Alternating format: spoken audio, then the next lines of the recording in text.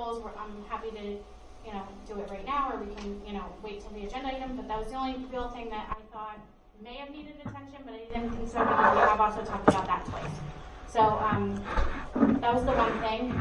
The next thing I just wanted to go over the procedures for this evening. As many of you know, we will be having a public hearing, which is more like a public comment session on Dr. Stankowicz's contract.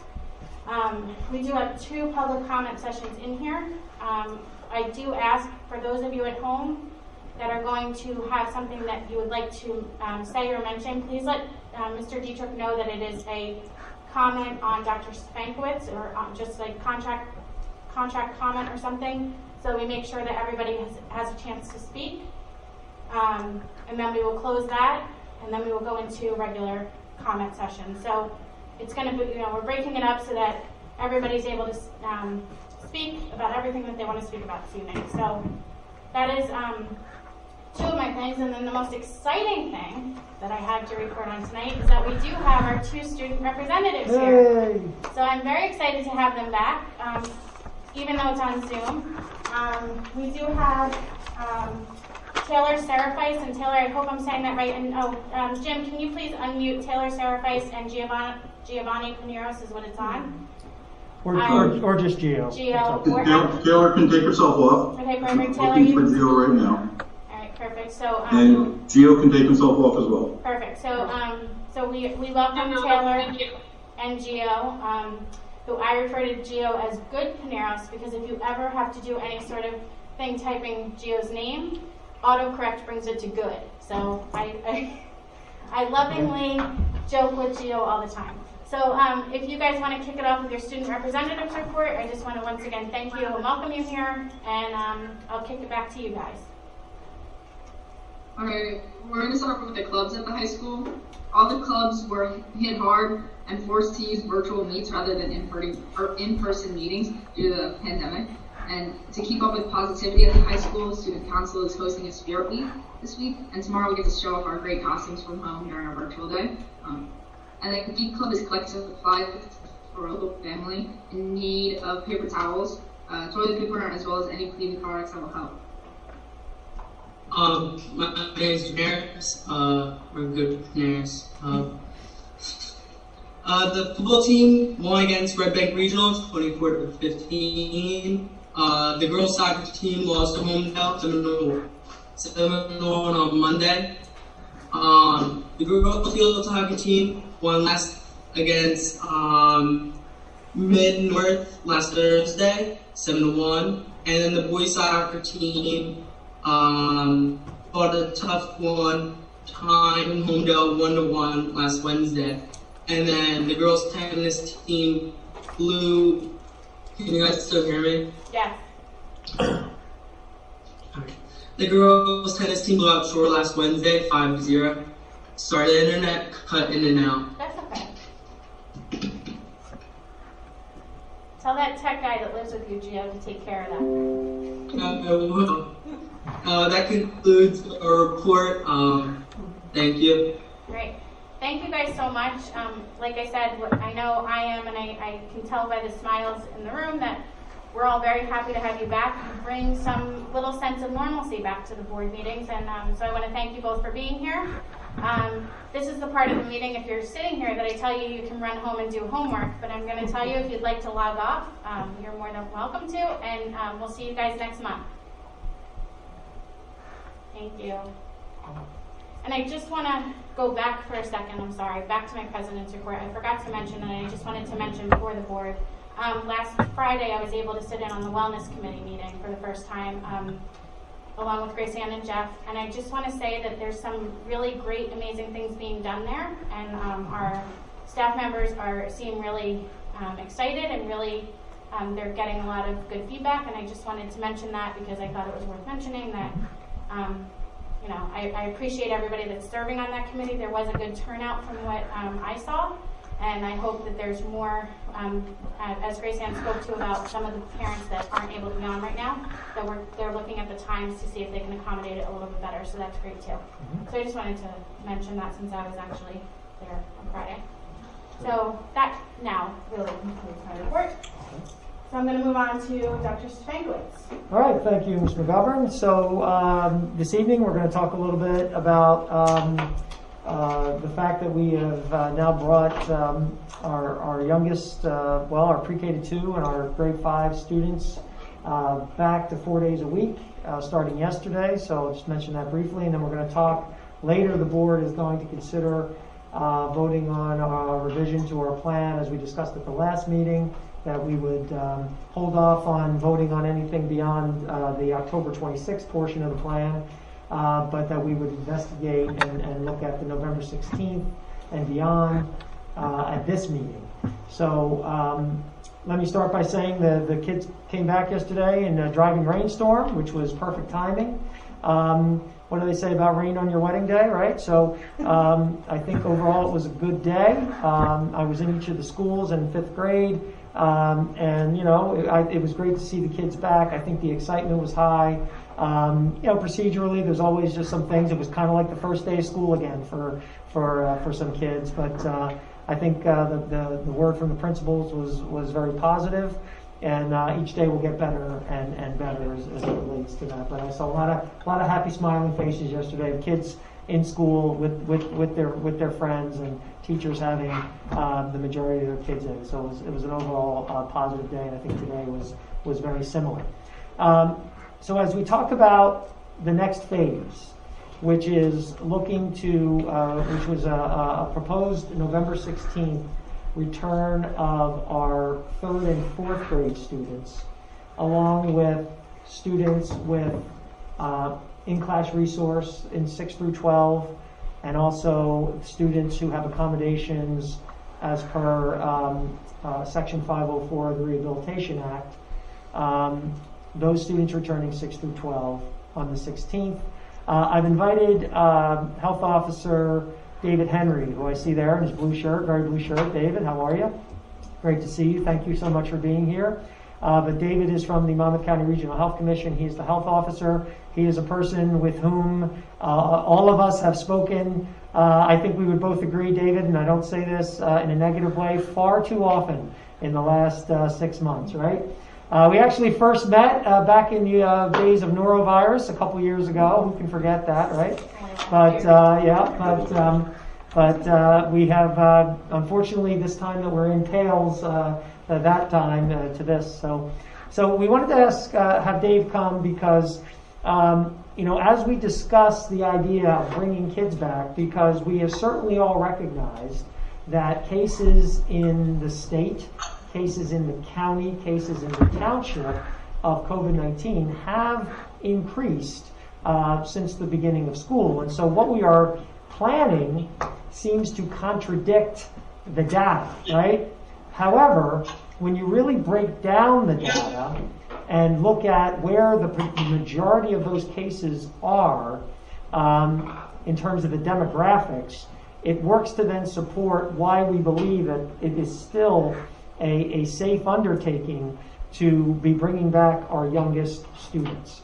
So I thought I would ask Dave here, as a person who really sees the big picture of the health officer for their health commission, to kind of address that issue and talk about, the feelings of the health commission as it relates to returning students under 10 years of age and the potential, increased risk that creates.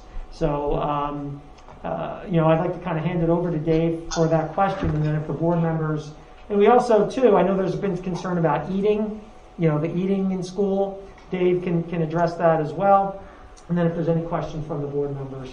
So, Dave, I hope I didn't put you on the spot too much, and we'll hand it over to you. Thank you for being here. Oh, thank you very much, Jim, and good evening, everyone. It's an honor to be with you tonight. So I will give you some of the brief overview and touch base on what Jim has been talking about as well. So as of today, New Jersey has reported 1,600 new cases of COVID, and this is the 10th straight day that we've been over 1,000 cases, actually. And basically, in Monmouth County, we've basically been going approximately at 80 cases a day, approximately, for a total of 13,892. but we are on a day-to-day basis, we've dropped to the 8th most cases in the state, which is kind of a good thing because 3 weeks ago we used to be the second largest number in the state. So basically, and as we look at these situations and so forth, the governor has put a total of 41 different states and territories on the quarantine list. And actually, at our current rate of about 11.27 cases per 100,000, we would normally be one of those quarantine states as well, except for the fact that we're so interconnected with Connecticut, New York, and Pennsylvania. They felt it was impractical for people to be self-quarantined going back and forth to New Jersey and Pennsylvania as well. And specifically, what happens is that we took a look. We have access to the state database because we're working in it all the time. It's called the Communicable Disease Reporting Surveillance System. That's one of the 2 databases that we do our case investigation and contact tracing out of. So statistically, the age group that Jim is talking about and that encompasses the younger students has basically been relatively low. Only a couple of cases a month actually, and with the uptick in September, we still basically had no more than about 6 total cases in September, and about 4 cases in October so far in regards to ages below 9 years old. So, right now we're statistically relatively low in regards to the age group that would be coming back. Now, New Jersey is considered in the moderate zone, so we have moderate activity throughout the whole state of New Jersey. But basically what happens is we've been at the moderate level since approximately, the end of September. So we're not going anywhere. Obviously, looking at the newspaper and the media, North Jersey basically is the hot spot at this particular time. So at this moment, we basically have relatively stabilized in overall numbers. We're still increasing, but we're not as increasing as fast as the rest of the state is currently. And basically our action level for this month turns out to be people from 45 to 54. Last month it was the college students. As many of you had seen from the outbreak of the party associated with Monmouth University. We had a hot spot for anywhere from the end of September to the beginning of the middle of October, and thankfully their positivity rates have dropped significantly to the point where they're back operating in a hybrid fashion. After going for a minimum of 2 weeks of being just virtual. So basically, from the standpoint, the younger students are not showing up as a high case rate in Ocean Township, which is basically a good thing. Everybody needs to be mindful of the fact that children can still catch it, still spread it, but so far everybody is doing what they need to do to make sure that the youngest of our population hasn't been showing up having a large number of cases of COVID, which is definitely a good thing. And actually, Jim also wanted me to talk about the cafeteria and cafeteria dining. As we have done with Monmouth University, we've allowed them to open up their cafeteria to 25% dining to match what we've been seeing in the larger communities. And we have not run across any situations with dining operations leading to any super spreader events that we can tell at this point. So, your provisions and all the precautions that you've been taking for the cafeteria, the plexiglass, the social distancing, and the masks should put you in pretty good stead as you return to cafeteria dining and in-class dining. Excellent. Great, Dave. Thank you for that. And because that's obviously a concern. I mean, and it's a lot of concern for a number of our parents who see that the cases are going up, and that's why a deeper dive into the numbers is really important to see how things are playing out. But and that's great. So thank you for that. So that's why we are coming forward now with this recommendation for returning to 3rd and 4th grade, and the ICR and the 504 kids, because these students are the most vulnerable of learners. And those who are struggling the most in virtual learning, and it's our belief that returning these students really provides still for a very low risk environment for them and for the whole school community. So if there's any questions for Dave from the board members about anything that we've talked about or about the future, how we're going. Yeah, Mr. Weinstein. Hi, nice to meet you, and thanks for the information. I'm kind of curious, the statistics that you have around the younger kids coming down with this, and you look at our state. Do you know how that compares to other states? Is our state is it a statistical anomaly, and we're just waiting for something to happen, or is it similar across other states and regions? Jim, that's a very good question. I can't really speak at this point to the other states. I can tell you that we were one of the hardest hit in the early days of the COVID cases, and at least a brief review of some of the items from CDC, it's been showing that there's lower amount of cases amongst the younger population, so basically we're going along the same basic trend, and we really haven't seen any large increases. When I looked all the way back to March, I mean, in the beginning of the pandemic, we had no young children for at least the first month or so. That tested positive. So, I think we're continuing to go in the right direction, I would say, at this point. I don't know what the future holds, but, for now and based on the data we've seen so far, the children are at definitely smaller numbers in the community. I have just two other questions, and this is actually about the same thing, and Jim and David might be for either of you.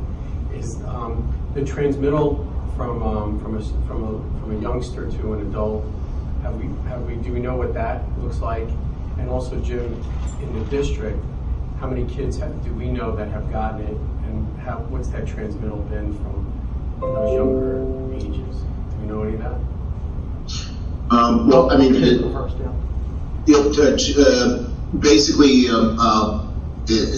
in regards to transmission. No, a younger person can transmit it just as easily as a older person can. So, that's the only data that we basically have, from that standpoint. This is a deadly disease, so there's always a risk, regardless of how young the students might be.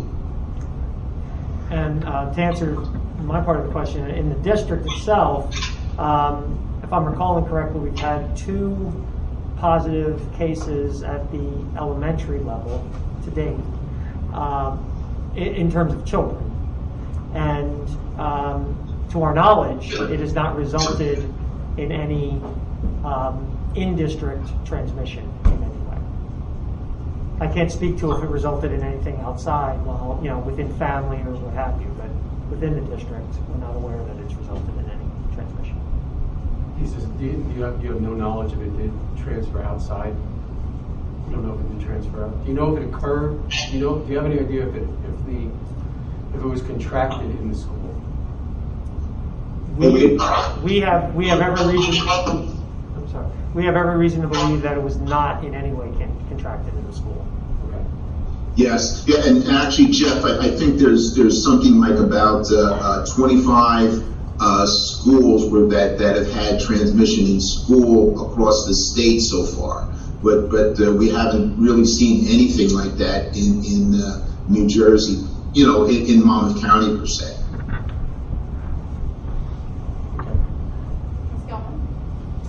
Thank you for your information. Much of the data that you provided us has been from districts that are largely on a hybrid schedule like our own. My fear is that if we go to all in with grades 3 and 4 and then 6th through 12th grade in-class support students, that the numbers will then rise.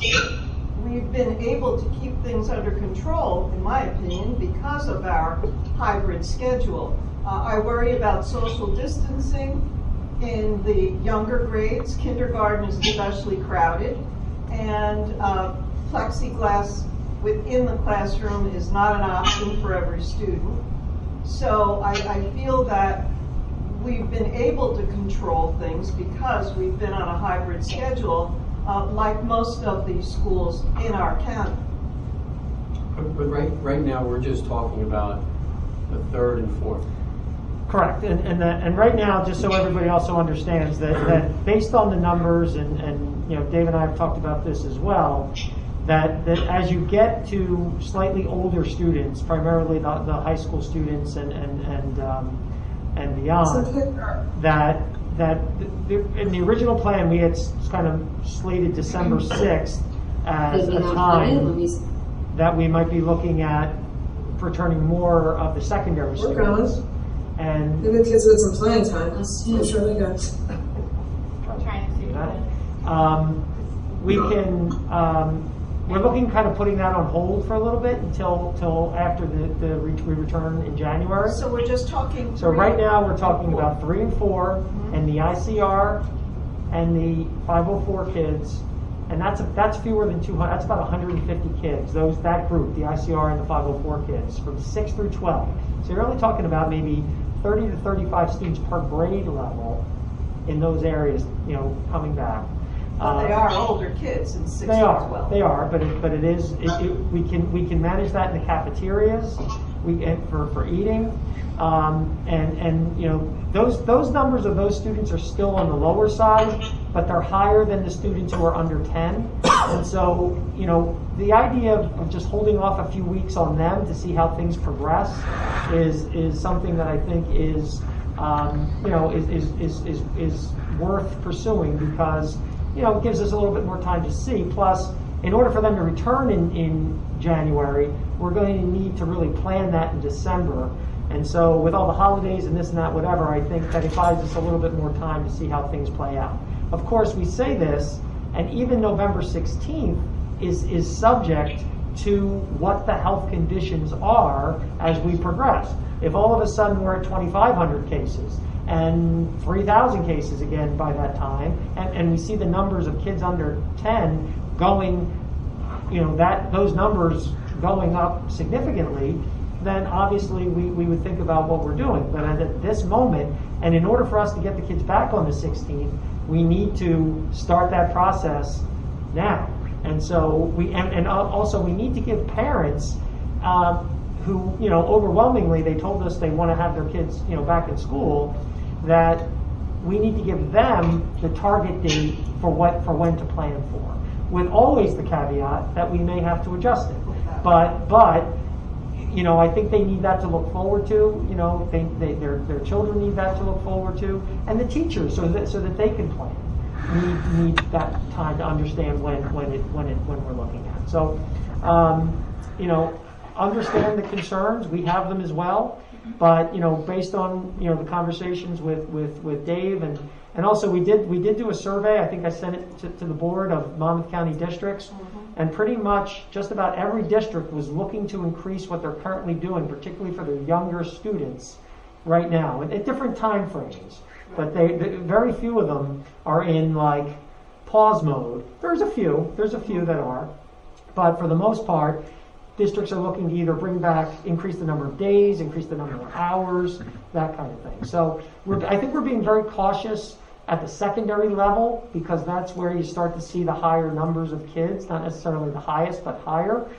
But the elementary kids and our most vulnerable learners really are at a place where if we don't get them back in school, I worry that the learning, the impact on learning will be so much more significant than the potential. I mean, it's always a balance, right? I mean, God forbid anybody gets sick and gets very sick. That's horrific, and nobody wants that at all.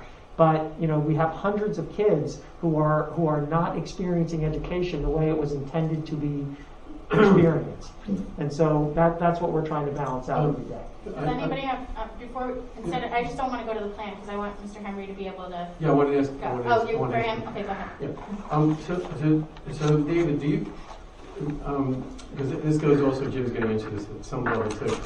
But some of the things that have been, kind of talked about, which the task force did not recommend, was the idea of having no lunch and kind of a half-day sessions and different shortened days at the elementary school. I mean, statistically, does that change anything, or does that seem like a more prudent thing, or is it something that you think, when you're looking at what other people are doing or the data, that it's a wash, it goes either way?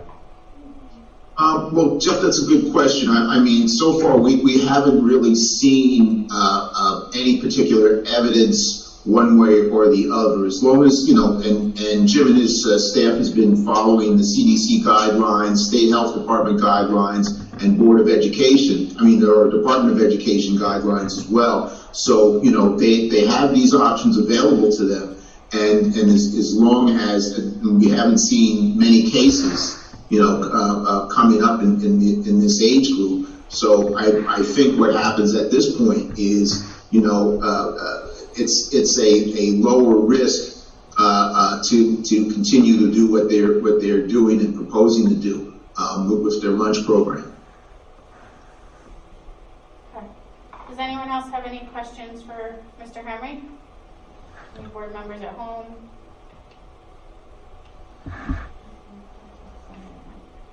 I didn't count how many people were here, so I knew how many to count from Zoom. So I apologize, Ms. I Gilman, have go one ahead. for Dr. Stefankowitz. Yes. So with the increase of... Well, hold on one second, because if we're done with Mr. Henry. You're saying goodbye to him? I think, Well, it's a long day. Yeah, we appreciate his time, and so if I kind of promised him 7:30. Hopefully, we'd be done with Mr. Henry. So. One thing we're on time for, so I appreciate it. If we can let him go. We Thanks very much. appreciate you coming, Thank Mr. you. Henry. I know you have a tough plate right now, so I appreciate you being here with us. Thanks. All right, well, thank you very much. Thank you for inviting me, Jim, and it was nice meeting all of you. Remember the mask up, social distance, get your flu shot, and be careful for Halloween and Thanksgiving. Absolutely. Yes, thank you so much. I'm sure we'll be talking tomorrow, Dave. So, all right, take care. Thanks so Have much. a good night. Have a good night. You too, thank you. Right, sorry, Ms. Gilman, I didn't mean to cut you off. I I just didn't wanted realize to. he was leaving. My question was, with the increase of 150 students, are we going to increase PPE? Do we have enough PPE to provide the staff members with additional? And how about the cleaning? Are we going to amp up the cleaning on Wednesdays?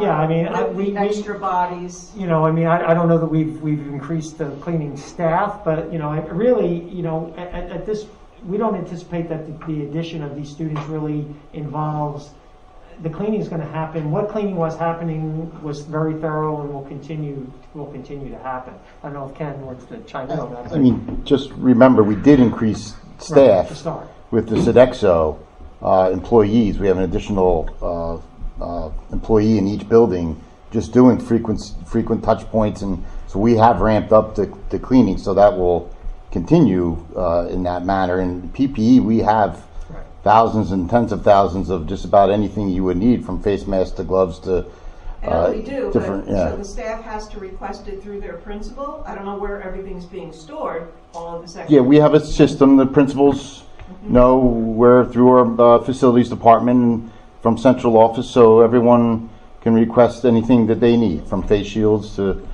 to N95, the KN95 mask, the regular mask that I'm wearing, and so on. So Sanitizer. hand sanitizer, sand sanitizer. I can't even say it. Sand sanitizer. Yes. Yes. Wipes. Everything you see here.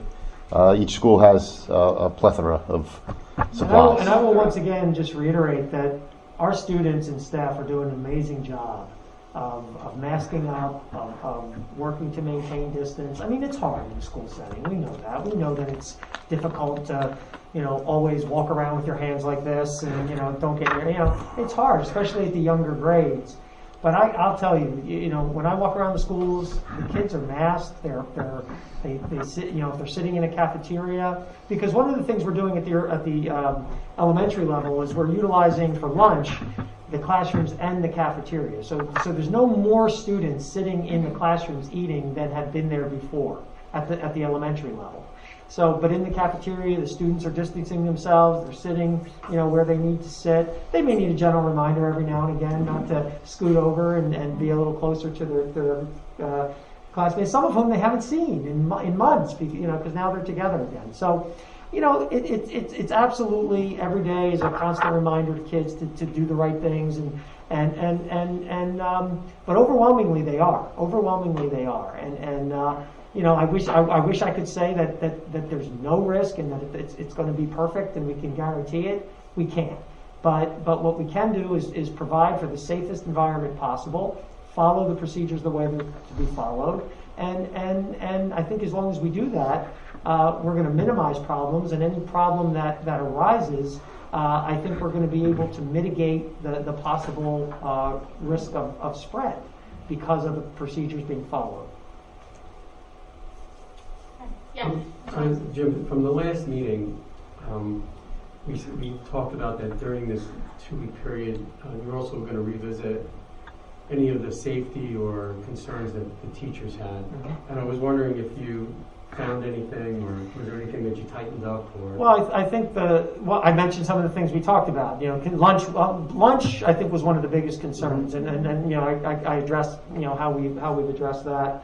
I think the biggest thing that we talked about when we really analyzed the staff data, and the wellness committee also has been analyzing this as well, is time, right? Staff, the need for time for planning, time for collaboration, time to do what they need to do in order to most successfully, deliver instruction for the kids.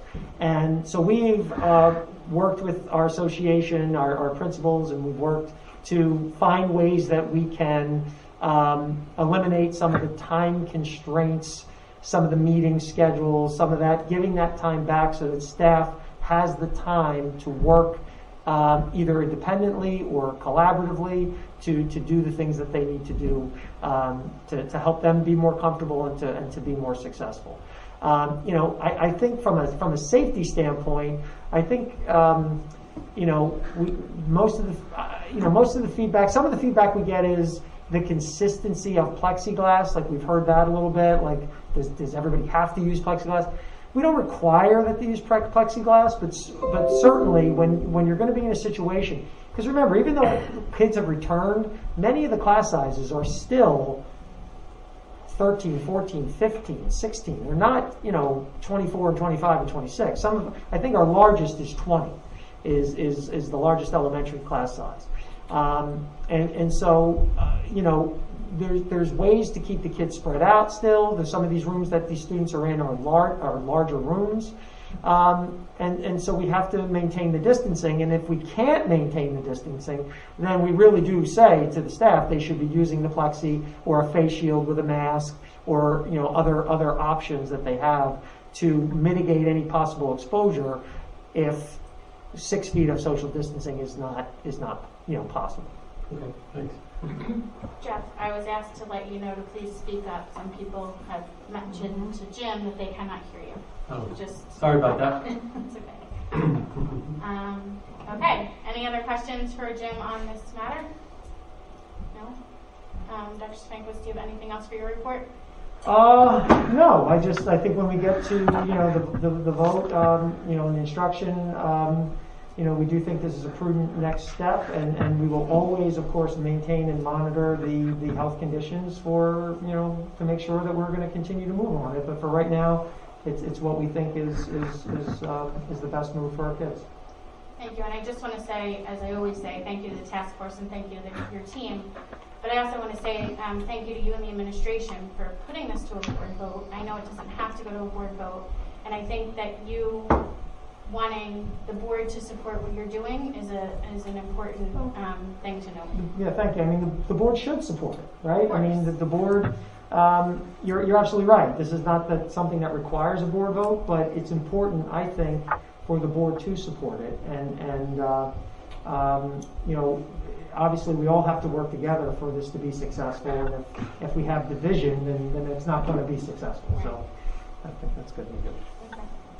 Thank you. Can I just ask about that? You said it doesn't require the board vote, but you'd like us to vote on it. Mm-hmm. The perception in town is that the Board of Education is voting on this policy, and we're responsible. Our names are held to it. So I think it's very important that if we're going to vote, that our vote counts, and that we are. I have no intention of not following the board's vote. I do think, though, we presented the recommendation and we've presented the data to support the recommendation. I'm very hopeful that the board will support it, and put the faith and trust in the administrative team and the staff as a whole that we can, and the parents, that we're going to do the best things for our kids, and obviously if we see something getting out of hand, that we're going to scale back and we're going to do what we need to do. We've done that all along. We were one of the first districts back in March to say we're shutting it down before so many others did, before the governor said he was going to do it. I speak in a day because by the end of the day, just about everybody, we were early in that day. We were one of the early ones in the day.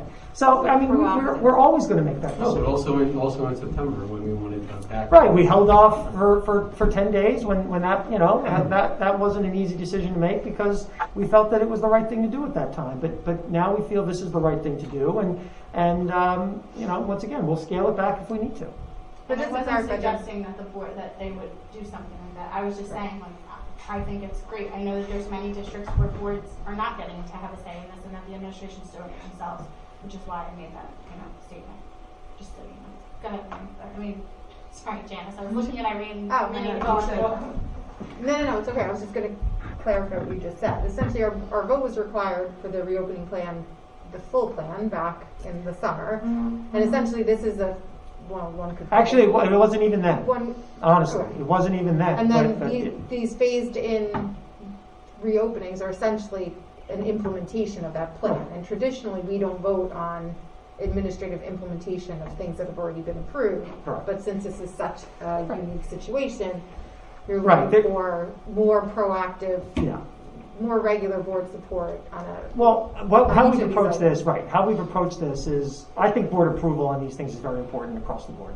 But when we've brought back smaller groups of kids, like we've discussed that, when we had Wilson reading kids coming back, when it was 20 or 30 kids. We have made that decision administratively without waiting for a board meeting. We felt it was really important to get those kids back in as soon as possible. Waiting for a board meeting might be 2 or 3 weeks, and that time is very important. So for these larger situations, we'll bring back more larger scale groups of kids. Absolutely, we think that getting the board's input and approval is a critical part of the process. You are the elected officials of the community, and as such, you represent the community, and that's important. All right, Grace Ann, I think you unmuted, so go ahead.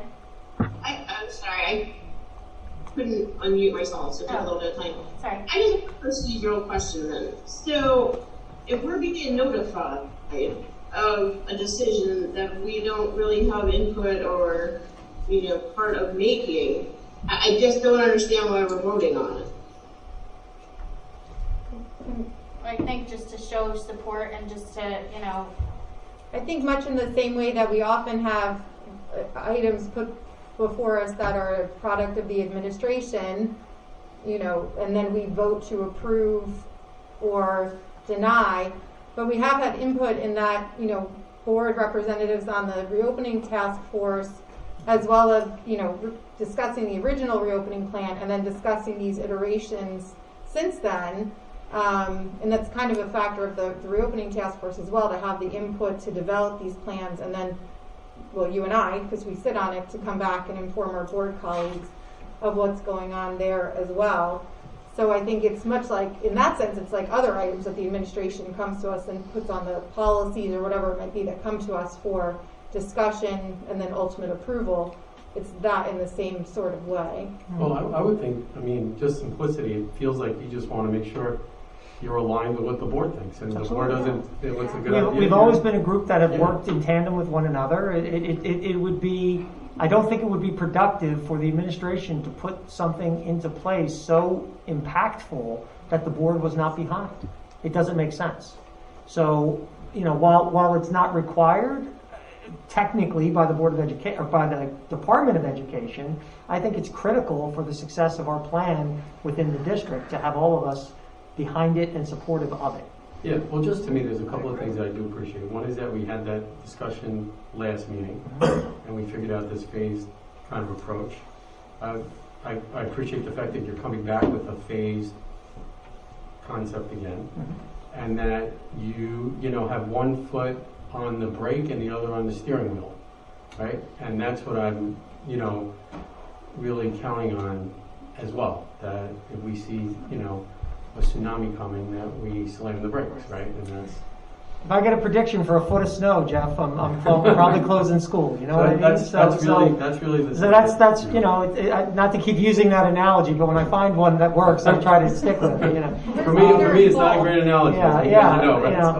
And that, by the way, that's in no way intended to start the debate on whether we should still have snow days or not. That was not an intention of it. All right, Grace Ann has another comment. Just last question. So, when we take the vote, are we asking? Is the board being notified? Is the board supporting us? The board agreeing with us? It is a vote to authorize the plan. The plan, correct. Yeah. It's approving the revision of the plan, which calls for these students to come on November 16th. Yeah. I like to call it an implementation of the plan. I'm sorry? You call it a revision. I think it's a phased implementation of the plan that we already approved, rather than a revision, but that's fine. Can you all hear Janice, because I feel like she's low too, so I want you to be able to say. Sorry. Sorry. Okay. All right. So thank you, Dr. Schmequist. Moving on to Mr. Janarone, School Business Administrator's report.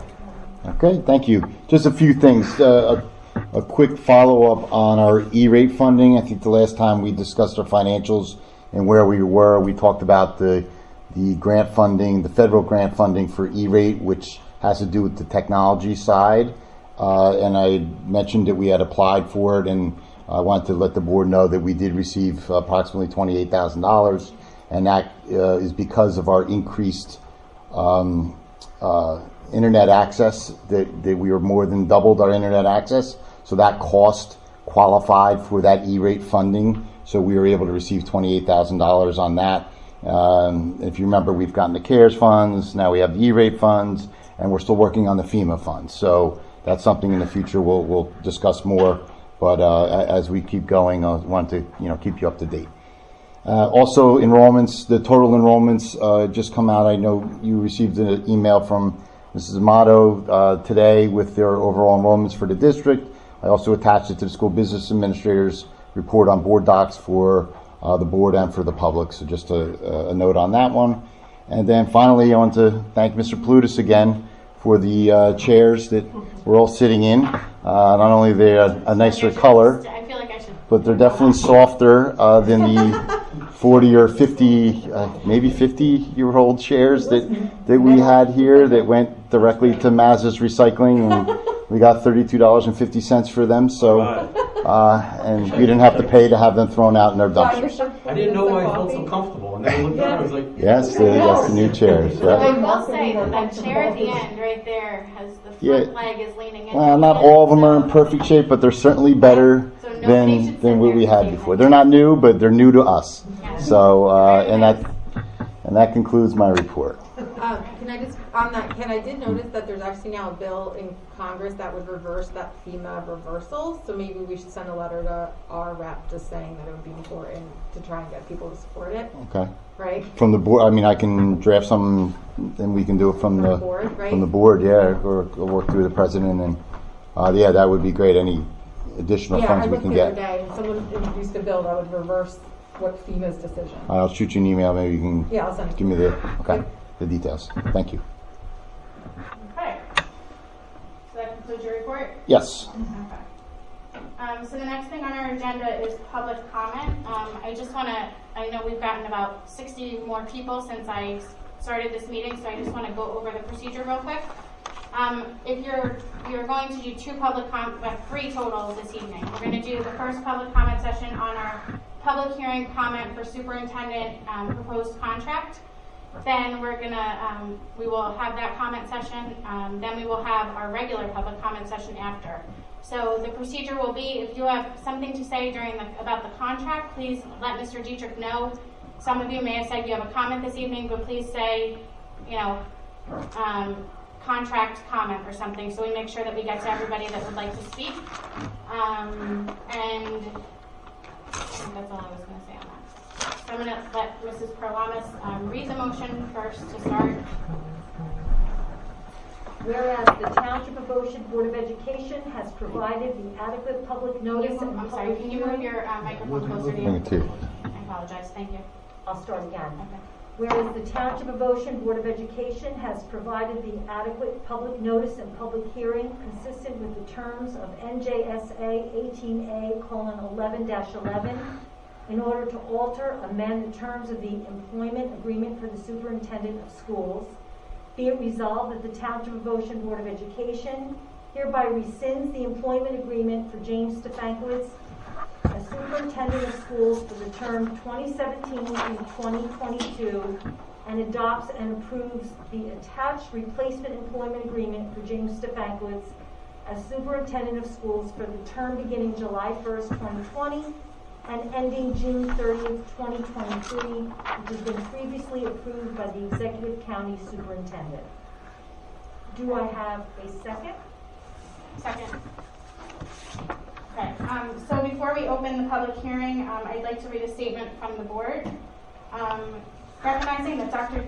James Stefankowitz has been an asset to Ocean Township School District for the past 6 years, he brought to the attention of the negotiations chair in the fall of 2019 he would not be interested in a 3 to 5 year contract at the conclusion of his current contract ending in June 2022. However, that he was interested in finishing his career in this district. After evaluating the schedule of succession planning for our district, while keeping to the laws governing superintendent's contracts, specifically NJSA 18A:17-15, which states that contracts can be no less than 3 years in length and no more than 5 years in length, the negotiations chair presented an option to his committee and ultimately to the board. This decision was also based on the recognition of Dr. Stefankowitz's accomplishments to date, including $28.9 million referendum that upgraded our district facilities, the $500,000 in grant funding that led to the development of our Spartan schools at OTHS, the development of the district's first formal strategic plan, and the district's effort in starting full-day preschool by securing $2 million in grant funds. Wanting to maximize Dr. Stefankowitz's tenure here in our district, this option would rescind the current contract and introduce a new 3-year contract which would keep Dr. Stefankowitz with the district 1 year longer than the current contract provides. Dr. Stefankowitz has formed a strong leadership team, and we are poised with success into the future and prepared for the district's succession plan. So that's the statement from the board. I'm going to open this up to public comment. Please know that since this is one subject we'll be talking about in public comment, as you speak, there will be you will get one chance to speak as per person, I guess is what I'm saying. There will be one comment since it's one subject. So, Mr. Dietrich, I'm going to let you take over that part. Okay, so we are going to start with Susan Green, please. You can unmute yourself, Susan. Good evening, everybody, and I do like those green chairs, by the way. My statement is, I'm just a little bit disappointed that this Board of Ed in its current configuration chooses to utilize their time renewing a contract that doesn't expire for 20 months rather than focus their energies on serving the students of our district during these most challenging times. That's all I have to say. Thank you. Okay, thank you. Mr. Dietrich? Okay. So, Kushada, you can unmute yourself, Lisa. Good evening, everyone. Lisa Kushada, 1708 Findern Street. I just want to thank everybody for all of your time and effort today, but I do have some concerns about this contract renewal. I believe that the board has a responsibility to represent the interests of all stakeholders, including parents, staff, and the community. This process needs to be very clear and transparent, which I don't think the board has done. I haven't seen any surveys come out. I haven't had any interaction with this involvement. I'm a little disappointed that tonight you guys are only choosing to listen to public comment. It almost seems like you're not valuing our input and that your decision has already been made. Considering we have a lame duck vote on this contract with only 7 of the 9 board members able to vote, and 3 are being replaced next week as our ballots are out, some are in. I'm a little disappointed that we're rushing to this decision to try to extend his contract at this point. In August, the State Board of Ed had a decision that basically said a lame duck cannot happen to make superintendent contract decisions. So I'm curious as to how this is being allowed, and if you can address the legality of this as to why we're rushing into this decision. Sure, I'll be happy to actually turn it over to our board attorney to speak on that, if you're okay with speaking about that, Mr. Gross, about the lame duck. Can you hear me, Mr. Gross? Yes, I can hear you. Okay. I don't know, were you able to hear the question? If you can speak to what... Yes. Okay, thank you. But does the board want me to give my legal opinion in a public meeting? Yes, I would like you to give the legal opinion in a public meeting. Thank you. And I have no problem with that. The case that she is referring to, and I'm sorry I don't know your name, that's why I said she, the case that was just referred to and the definition of lame duck sessions begin after the election has been conducted. Lame duck sessions under that case and under any cases in the Department of Education, and I certainly know of, do not define lame duck session for any time period before the election is conducted, meaning the date of the election and the results of the election. Someone is not a lame duck for various reasons, even though the campaigning may be going on, because in many districts, certainly, board members can retain or win a seat by write-in ballot. There's no lame duck session that occurs until after the votes have been declared and there's a winner declared in the election. Okay, thank you, Mr. Gross. All right, I'm just going to read, I had Dr. Salvatore, who is an Ocean resident, doesn't wish to speak, but or wants us to read a statement, so I'm just going to read that. Both of my boys entered OTHS this year for the first time, and the administrative detail was outstanding. The role of the staff were clearly defined, and safety was prioritized from the curb to the door and throughout the entire school.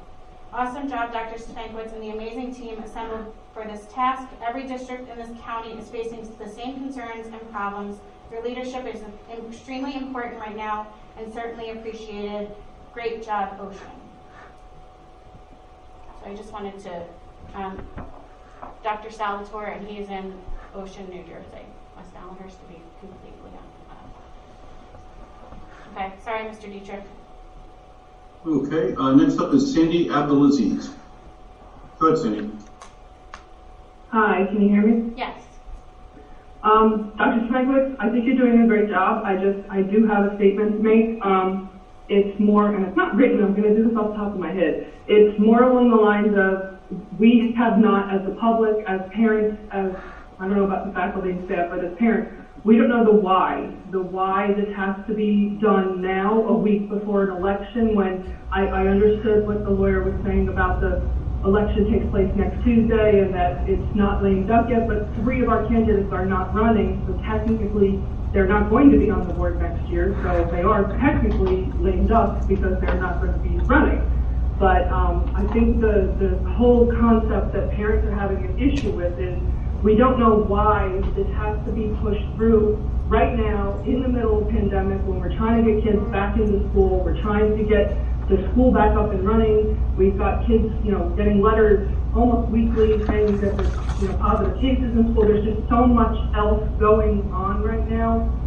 Why? We don't know the why, and I know you're not going to answer any of my questions right now, but I think that's the major issue, and we feel that you're kind of making the people that will be voted in next week feel, and us who are going to vote them in feel that their opinions are not going to matter at that point.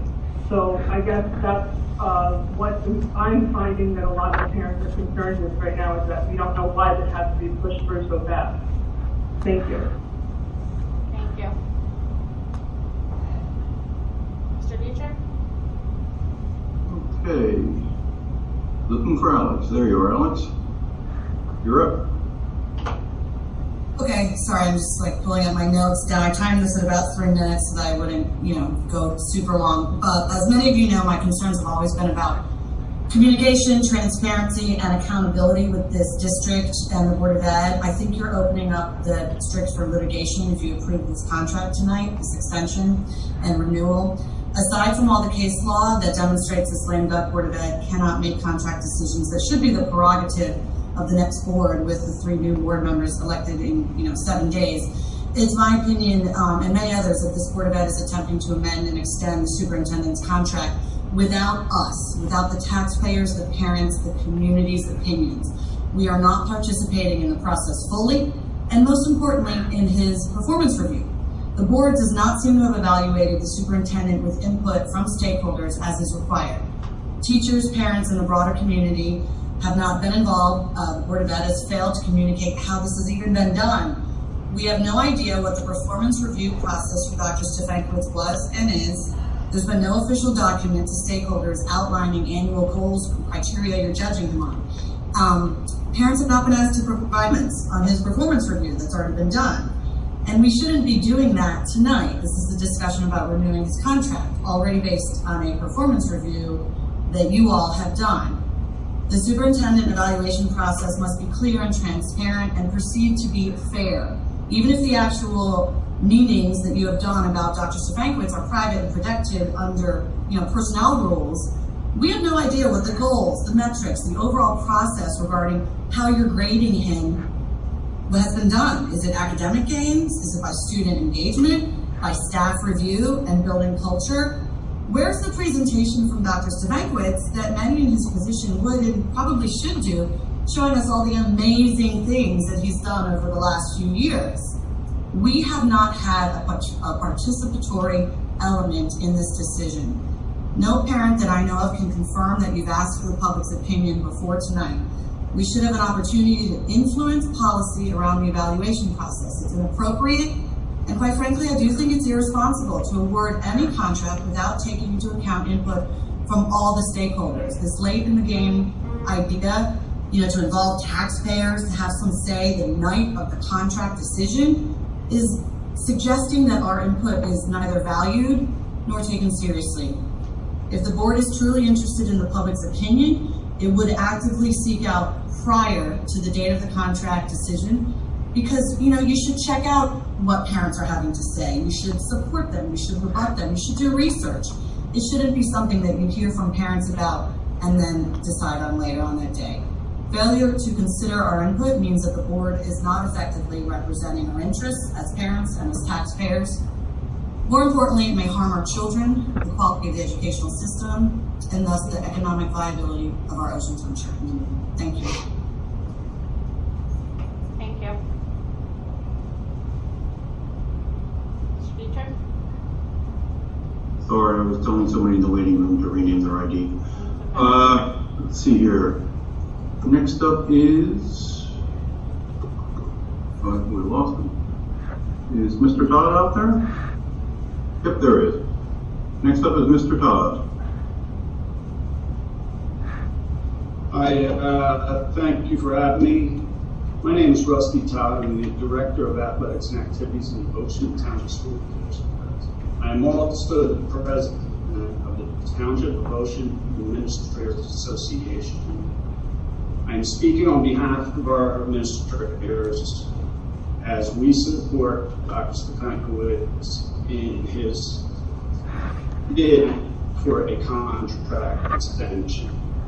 During these challenging times, Dr. Stefankiewicz has been transparent, open, honest, and accommodating to the public and the faculty. He has navigated these unsettling times much, much better than other districts in Monmouth and Ocean County. He is an advocate for all students, whether they are black, brown, white, yellow, or have a disability. He is loyal to all employees. That includes teachers, administrators, custodians, bus drivers, support staff, secretaries. He has a wife and son in this district. He is committed to this place. We as an association believe in continuity moving forward. He is not asking for a lifetime contract. He is asking for one additional year. Many school administrators are looking to get out of this time. Dr. Stefankiewicz is looking to ride this wave to the end of the pandemic. Thank you. Thank you, Mr. Todd. Mr. Dietrich? Okay, next up is Batya Vanostran. Go ahead, Batya. Okay. You're muted again. Good. Let's take her over again. Go ahead, Batya. Hi, Janet. Can you hear me? Yes. Okay. So I kind of would like to piggyback on what Rusty Todd said. I think that I personally think with everything that is happening right now and knowing that things really are not going to be back to normal for a long time, I take comfort in knowing that looking for a new superintendent, just kind of having that stability and knowing that Dr. Stefankiewicz is just going to continue in the position for, like Rusty said, for just one more year. I think is good. I have had the opportunity to work closely with Dr. Stefankiewicz as, during my tenure as PTA president and one of NASDA. And I can say that from what I have seen and what I know of him, he is very concerned with equity and all of the things that we talk about all the time as being so important. I also feel like, I don't have notes, but I wrote this down during, I think that, there's a lot of talk about, stakeholders and hearing what the community thinks. I feel like people always are encouraged to bring questions or concerns that they have, to whoever the appropriate person would be. So if you had a concern about Jim or something, it would seem like then you would bring that to the board. Also, it's been a few weeks that we've had notice of this meeting. I'm not sure how long, but it's definitely been a while that we've known this meeting was coming up. So again, I would assume that anyone that had any pressing concerns or issues could have taken that time to, to bring that up with the board. So I guess I just wanted to say, I think that stability, especially this time, is a really good thing. And I would be thrilled to know that we were going to be here for an extra year. Okay, thank you. Thank you, Batya. Mr. Dietrich? Okay, next up is Allison Connolly. Go ahead, Allison. Thank you. Can you hear me? Yes. Yes. Wonderful. I didn't plan to speak this evening, and so I apologize if my comments are a bit disjointed. I am a teacher in district, but I am also in a unique position of having been a Board of Education member for 5 years and serving as board president in Wall Township. During my tenure on the board, I had the opportunity to rescind and replace the superintendent's contract, so I understand intimately what's happening here this evening. I want to thank the board for doing what they're doing tonight. I think extending Dr. Stefanowicz's contract by a year is what is in the best interest of this district. I think that during the pandemic, continuity and consistency in leadership is key. Having served on the Board of Education, I know things that the people who consider themselves stakeholders who have been left out of this process might not understand. The process of picking a superintendent is arduous and it's expensive, and if Dr. Stefanowicz did not extend his contract, it's a process that we have to begin shortly. And I think that that would be a time suck for the Board of Education far more than this process is. In addition to that, I would truly question anybody who would leave their own district to come to ours at a time like this. Not who I would want leading the district as a teacher or as a parent. So again, there's a lot of factors that need to be taken into plate. The evaluation process is not necessarily something the public is privy to.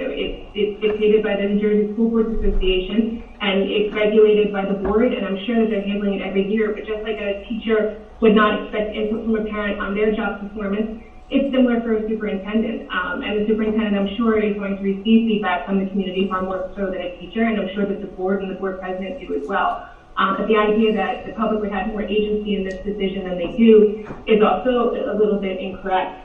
I want to thank the board. I don't see this as you putting the interests of stakeholders at the background. I think you're putting them at the forefront. And I think that what you're doing is correct this evening. So I just want to thank you for taking the time and doing so. And although I don't always agree with Dr. Stefanowicz, he's always nice to speak with, and I appreciate his leadership. So thank you.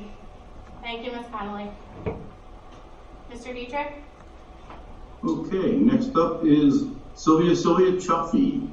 Go ahead, Sylvia. Thank you. Hi, everybody. I was surprised that there were so many people here. I'm sorry, I'm a little disjointed now. I had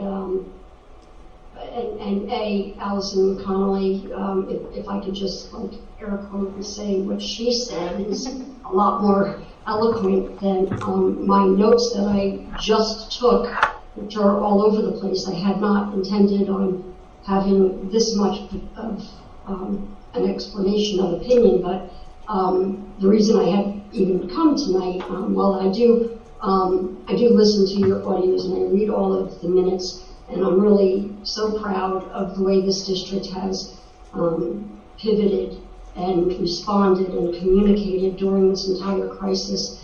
It makes me really, really proud of all of you.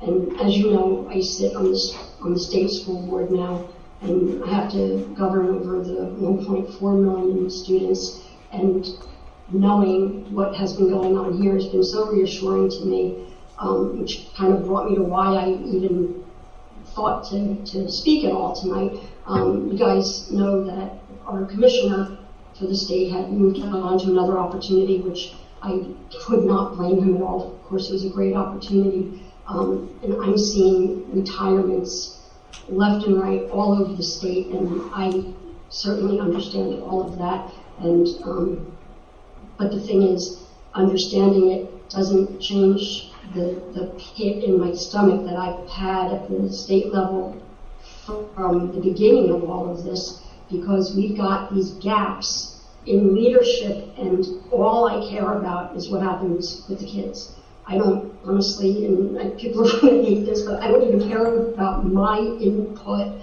All I care about is what happens for our kids. And I see great leadership that we've lost all over the place because of other opportunities, or because, they just don't want to be in this environment. It's tough. You have to be a hero to be here now. And I wasn't sure if it was the board who came up with this idea of the extension of the contract, or if it was the superintendent's idea, because this, to me, looked like something that really benefited the school district. And I was just going to ask the superintendent, are you sure you want to do this? This is, I put the two contracts next to each other. They're exactly the same. All it does is extend one more year. And what that does is it gives our kids and those of us, myself included, as adults who really need stability and something that we can rely on. I didn't know that there would be any feeling that this was not a transparent transaction. I sat on this board through three superintendents, and while the public's, and I've been in this district for 1,000 years, while the public's input has always been sought for the new superintendent, I don't recall when contracts were being renewed that it was like going through the whole search again. And the search for a new superintendent is grueling. And for you guys to have that distraction during this during this crisis, you can't have that here too. And the fact that he had a 5-year contract in the first place, which is like, that's like seeing a unicorn. Nobody gets a 5-year contract. That speaks to the job he does. Again, I'm looking through here to try to see what would be the issue with having that extension of 1 year. It's a 2.4 something increase in the last year, which would be normal, which would be under what staff would get. And if I had any concern at all, hearing what Dr. Salvatore said, because he's like an educational idol, that confirmed my feeling is that you're doing this and offering it is only in the best interest of the children. It's the best interest of the children. I was really proud to see that this was on the agenda. Really proud, and I'm not going to say disappointed that I'm one of 2 or 3 people who said that, and only one that doesn't work for the district. But I'm glad people bring their thoughts out, but I also think that people should be aware that there's another position to look at. And this time, the last thing we need to do is transition to another superintendent. I'm really proud of you guys for putting this out there, and thank you for that. From the bottom of my heart, thank you for all you're doing. Thank you, Sylvia. Call the hook. Get me off. Mr. Dietrich? That is it, Madam President. Okay. So at this time, if there's seeing no more comments on for this hearing, and we had a motion and a second, I would say, Mr. General, please call the roll for the vote. Okay, this is personnel item number 1, superintendent's contract. Mr. Dietrich? Yes. Mrs. Fuller? Yes. Mrs. Gilman? I'm required to abstain. Mr. Haddon? Yes. Dr. Marshall? Yes. Mrs. Parlamas? Yes. Mrs. Tallarico? No. Mr. Weinstein? I'm required to abstain as well. And Mrs. McGovern? Yes. Okay, the motion carries. Thank you, everybody. Thank you to the negotiations committee for your work on this. Mr. Haddon, thank you for chairing that as well. And Dr. Stankiewicz, glad to see you for another year. At least one more year. At least one, yeah. I'd like to thank the board, I'd like to thank the public, and I look forward to serving these children. Thank you. Okay, moving on, we'll go on to public comment on any agenda item at this time. Let me just read.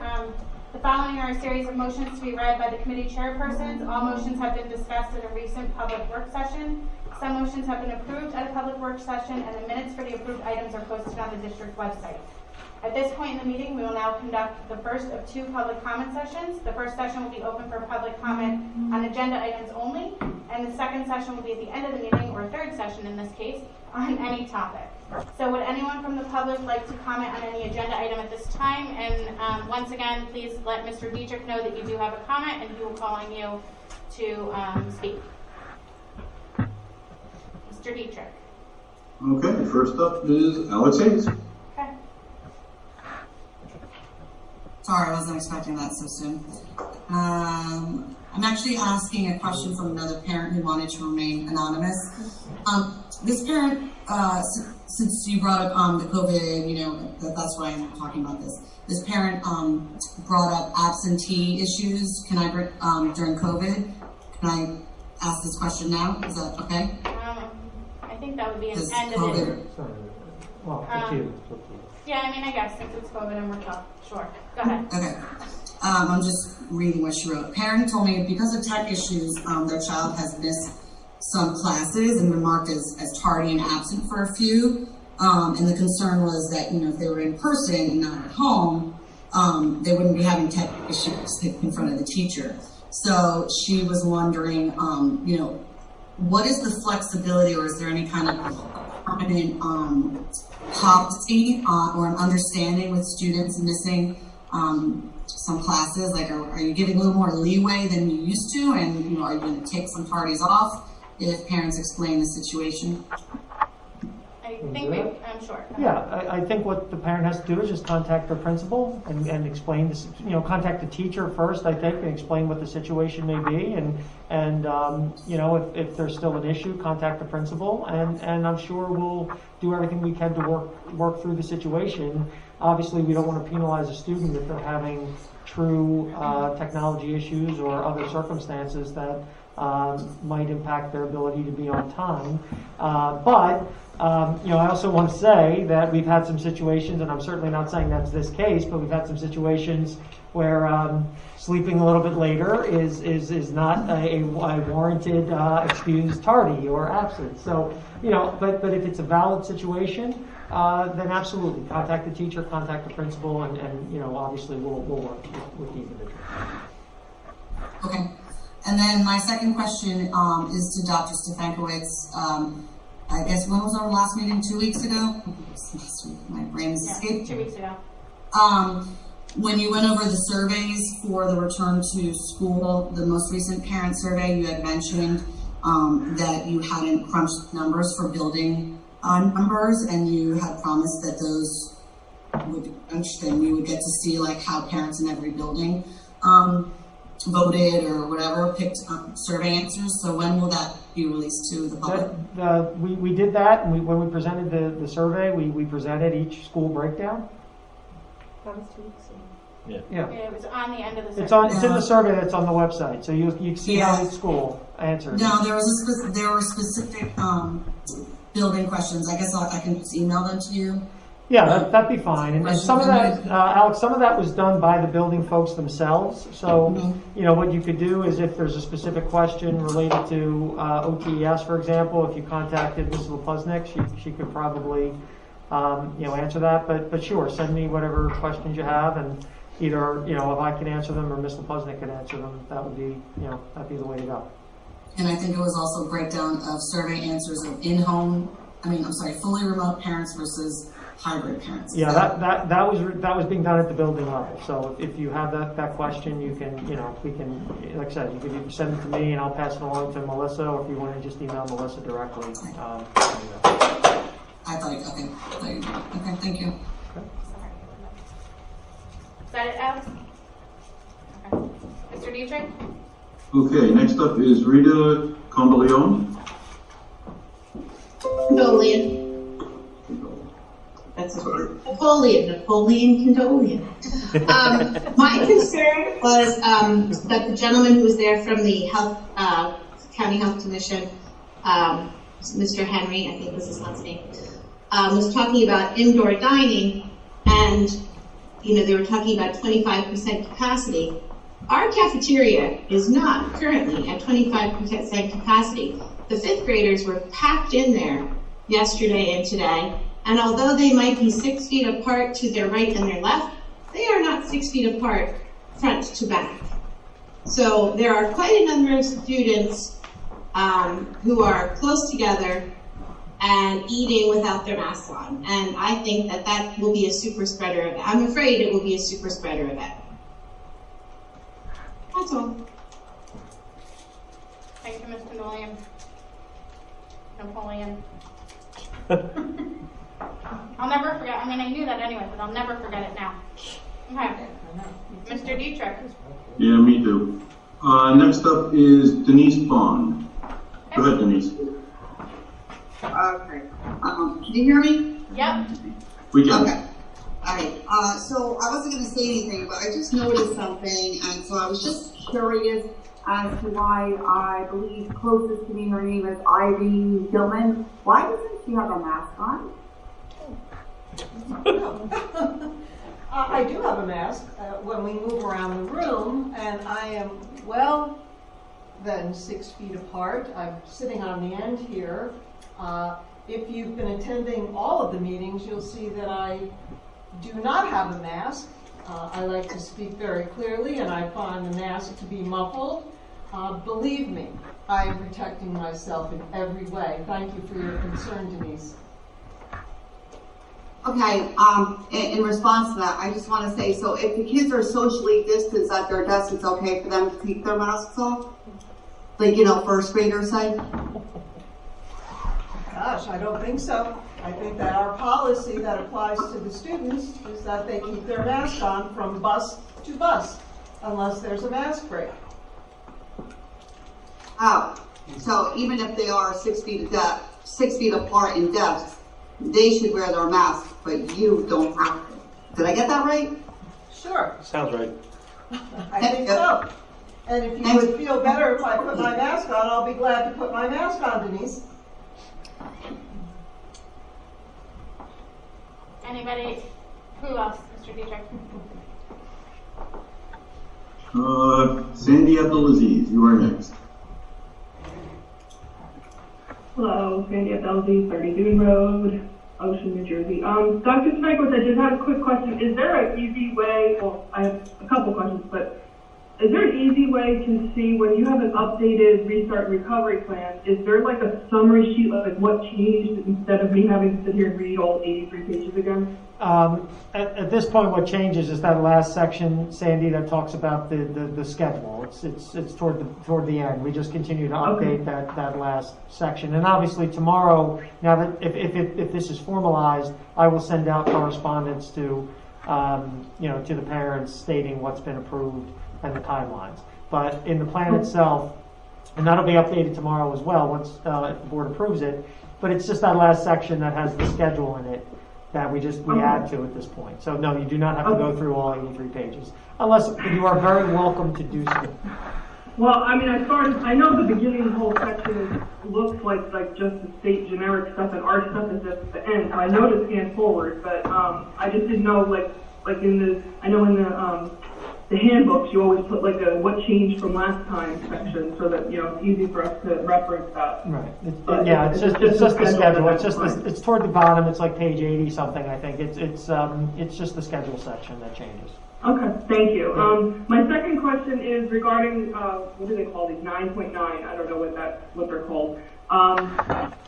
I think it's fantastic that you're letting some staff members come back and work remotely. I don't know how you're making it happen, but I just don't understand how between the administration and the I guess it's the union or whatever, came to this agreement that some can and some can't, and I don't know how that's fair across the board, especially because I speak to a lot of teachers, and I know some that couldn't take the leave because of financial reasons, should have taken the leave, and now they're being denied to work remote when other teachers can work remote. So if you can clarify that for me, that would be fantastic. Sandy, that's a personnel issue that unfortunately we can't discuss outside of our personnel. I'm not asking specific people, I'm just asking in general from like a staffing perspective. Well, really what it comes down to is we looked at individual circumstances and based it on the needs of the students in situations where students needed that situation most. And that really was the driving force behind, who was approved. Okay, but do we agree that it's across the board, it's like not fair to deny some people and approve other people to work this way? We absolutely can look at things on a case-by-case basis. Okay, thank you. Can I just ask one clarification? Yeah. When you say you looked at it case by case, was it case by case by the staff member or case by case for the position they hold, the classes that they teach? Based on the position they hold and the need of the students in terms of the educational situation of the students. Mr. Dietrich? Okay, going back to Mrs. Hayes. Go ahead, Alex.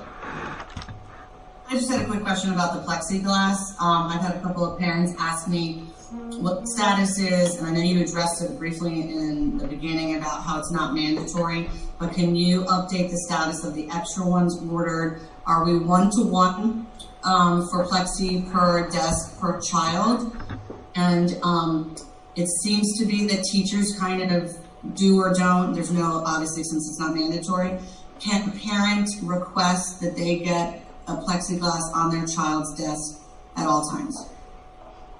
I'll ask the second part, or I'll answer the second part, and then Ken, I'll go to you for the first. But if a parent has a specific concern, they should reach out to their teacher and discuss the situation with their teacher. And I'm sure we would work whatever we need to do to accommodate, accommodate that situation. And once again, if you're not satisfied, go to your principal. For the second part of that. But Ken, do you want to address the first part? I mean, as far as numbers go, I can tell you that we've always had one piece of plexiglass for each student. Now, of course, it becomes more difficult because the students move about the school. So we are approaching about 2-to-1. So 2 pieces of plexiglass for each student now. So that, but if you're talking about going to art, going to music, things of that nature, that's something that the individual principals and teachers would have to address. Thank you. That's helpful. I think the teachers are being very accommodating. I just don't think that all the parents, know what the status was. Thank you. Thank you. Mr. Dietrich? That is it right now. Okay. So I'm going to move on to the agenda at this time. Approval of minutes. Dr. Marshall? Thank you, Ms. McGovern. 1 second. I move to approve the meeting minutes in accordance with Board of Education bylaws for the work meeting and executive session minutes of October 13th, 2020. Can I have a second, please? Second. Any comments, corrections, or questions regarding the work or executive committee executive session minutes of October 13th?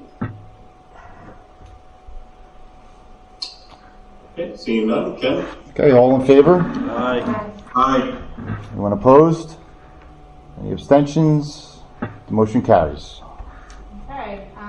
So I will move the approval for the final reading of the revision to policy 2464, gifted and talented students as per the attached. Can I have a second? Second. Mr. General? Okay, Mr. Dietrich. Yes. Mrs. Fuller? Yes. Mrs. Gilman? Yes. Mr. Haddon? Yes. Dr. Marshall? Yes. Mrs. Parlamas? Yes. Mrs. Tallarico? Yes. Mr. Weinstein? Yes. And Ms. McGovern? Yes. Okay, the motion carries. Thank you. Thank you, Amy. Mrs. Fuller, can I have you do the approval of bills? Did you just thank yourself? I did. Thanks, Madam President. I move for the approval of the following paid items detailed below, totaling $7,989,854.31. May I please have a second? Second. Mr. Janneros? Mr. Dietrich? Yes. Mrs. Fuller? Yes. Mrs. Gilman? Yes. Mr. Haddon? Yes. Dr. Marshall? Yes. Mrs. Parlamas? Yes. Mrs. Tallarico? Yes. Mr. Weinstein? Yes. And Ms. McGovern? Okay, the motion carries. Thank you, Mrs. Fuller. Financial Management and Resource Services, Mrs. Gilman. Thank you, Mrs. McGovern. There are 11 items for us to consider for voting this evening for financial management. 7.1, the following resolution certifies the budget balances at the end of September 2020 were adequate to pay all remaining obligations for the 2020-2021 school year, and that account groupings required by the state have adequate balances. The board is also certifying that the independent reports of the treasurer and business office are in agreement as listed below. 7.2, transfers. The following motion is to transfer monies from one account in the budget to another and provide the adequate balances referred to in the first motion. Move for approval of the attached resolution dated September 2020 covering appropriation transfers in the 2020-2021 General Fund 10. Said transfers shall result in no change in the total original appropriations. 7.3, use of facilities. Move to approve the use of facilities as per the attached memo dated October 27, 2020. 7.4, security drills report for September 2020. Move to approve the following security drills for the month of September 2020 as listed below, including fire drill, evacuation drill, tabletop drill, and shelter-in-place drill. What's tabletop drill? That's what, no, tabletop drill is, they get 2 paddles, and, no. It's when they sit and discuss, procedures and go over certain things. At a table instead of... At a table. Right. They sit on top of it and they discuss procedures. Interesting. Yes. That must be new. No. Really? Thank you. 7.5, donation Not very of exciting. chairs. Move to accept the donation of approximately 93 green This stackable is chairs exciting. and approximately 10 office chairs for Mr. John Adamitis. On behalf of the Department of Veteran Affairs, thank you very much. The chairs are very comfortable. 7.6, shared services. Move to approve the shared services resolution with the Township of Ocean Municipality for custodial landscaping and recycling services in accordance with the attached agreement below. 7.7, jointure agreement with West Long Branch Board of Education. Move to approve the transportation jointure agreement with West Long Branch Board of Education. The Township of Ocean Board of Education will act as host as follows to the Harbor School. 7.8, a jointure agreement with Long Branch Board of Education. Move to approve the transportation jointure agreements with Long Branch Board of Education. The Township of Ocean Board of Education will act as host as follows, as listed below, to Mast and Shore Center. 7.9, fuel, oil, diesel, and gasoline. Move to approve the renewal of the Cooperative Purchasing Program for gasoline, diesel, and number 2 fuel oil, HCESC Fuel 20-21 through the Hunterdon County Educational Services Commission, effective 10/8/20 through 10/8/21. 7.10, the Chamber of Commerce. Move to approve additional rent forgiveness for the Greater Ocean Township Chamber of Commerce until January 1st, 2021. And 7.11, move to approve the comprehensive maintenance plan as per NJAC 624 and the annual maintenance budget amount M1 per NJAC 626-12.1 as per attached. Mr. General, any comments for our vote? Just a second too, and then if there are any... May I have a second? Second. I think we've covered most of these in workshops, so unless anybody has any additional questions, I can take the vote. I don't see any at home. Second. I'm sorry, okay, Mrs. Fuller was the first second, so we'll go with that. Okay, 7.1 through 7.11. Mr. Dietrich? Yes. Mrs. Fuller? Yes. Mrs. Gilman? Yes. Mr. Haddon? Yes. Dr. Marshall? Yes. Mr. Parlamas? Yes. Mrs. Tallarico? Yes. Mr. Weinstein? Yes. And Mrs. McGovern? Yes. Okay, the motion is carried. Thank you very much. Moving on to instruction, education, and student activities. Dr. Marshall. Thank you, Ms. McGovern. I have 6 items on my agenda this evening. Item number 1, I move to approve updates to the Township of Ocean School District's Restart and Recovery Plan as attached. Item number 2, I move to approve an agreement with the Arts and Education Center for one high school student, grade 12, to participate during the 2020-2021 school year in a program sponsored by the Monmouth County Arts High and Middle School. Item number 3, I move to approve the attached memo dated October 21st, 2020 regarding staff professional development activities. Item 4, I move to approve a student from Monmouth University to fulfill their early field practice hours in accordance with the attached memo dated October 21st. Item 5, I move to affirm the district's out-of-school suspension report for the month of 2020. And item 6, I move also to affirm the harassment, intimidation, and bullying incident summary report for the 2020-21 school year. This is for the HIB report number 1 that was presented earlier this evening, October 27th, 2020. So can I have a second, please, on items 1 through 6? Second. If I could just make one comment. So on item 8.2, with the Arts High School, if you remember, the board agreed a couple of years ago, now that we have our own performing arts school, a performing arts, stellar performing arts program at the high school, that we were going to phase our participation with the Arts High School and the middle school out.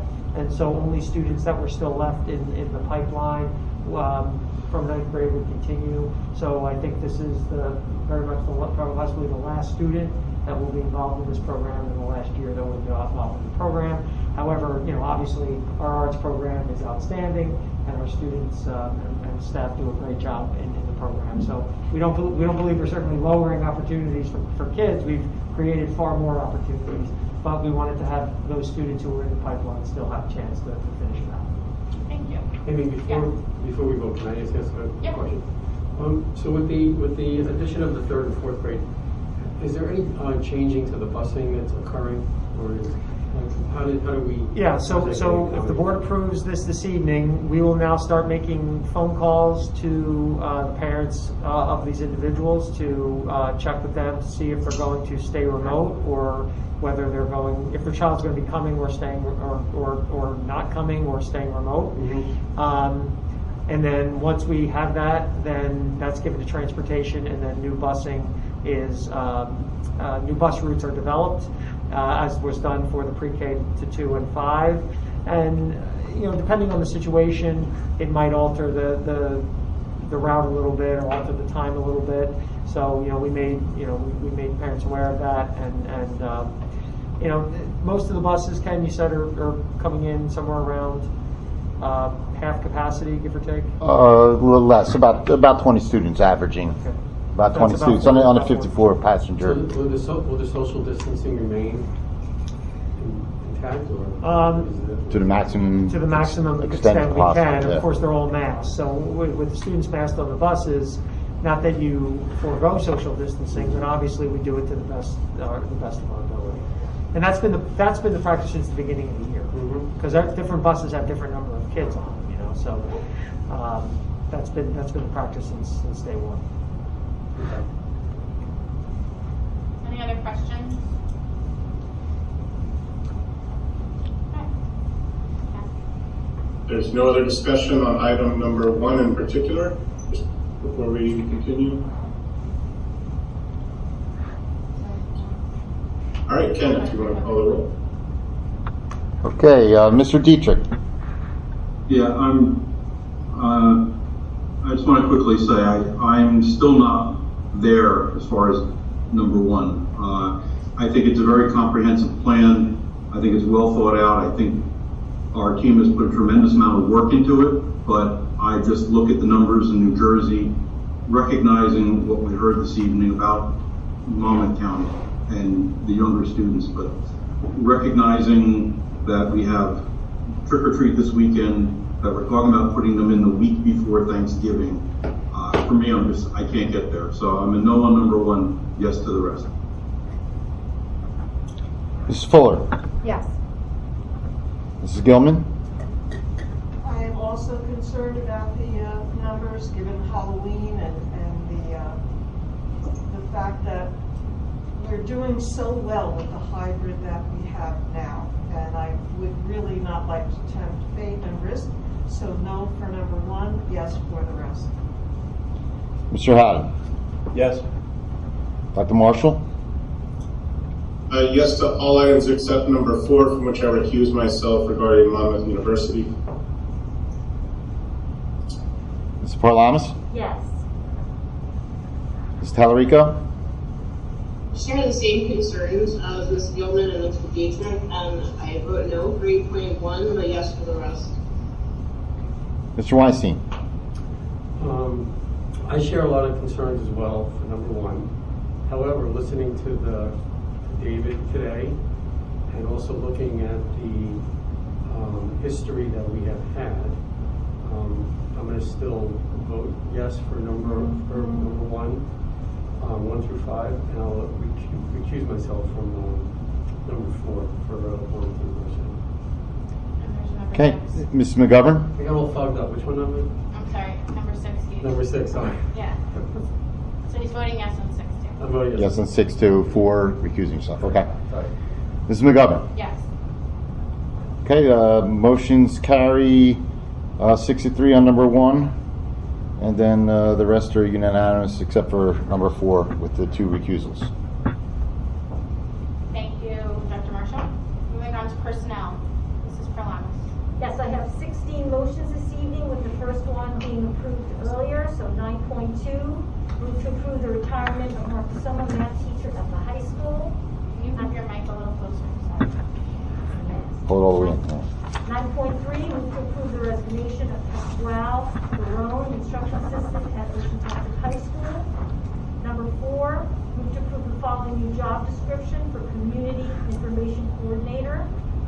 9.5, move to approve credit reimbursement for courses completed during spring 2020 and summer 2020 as listed.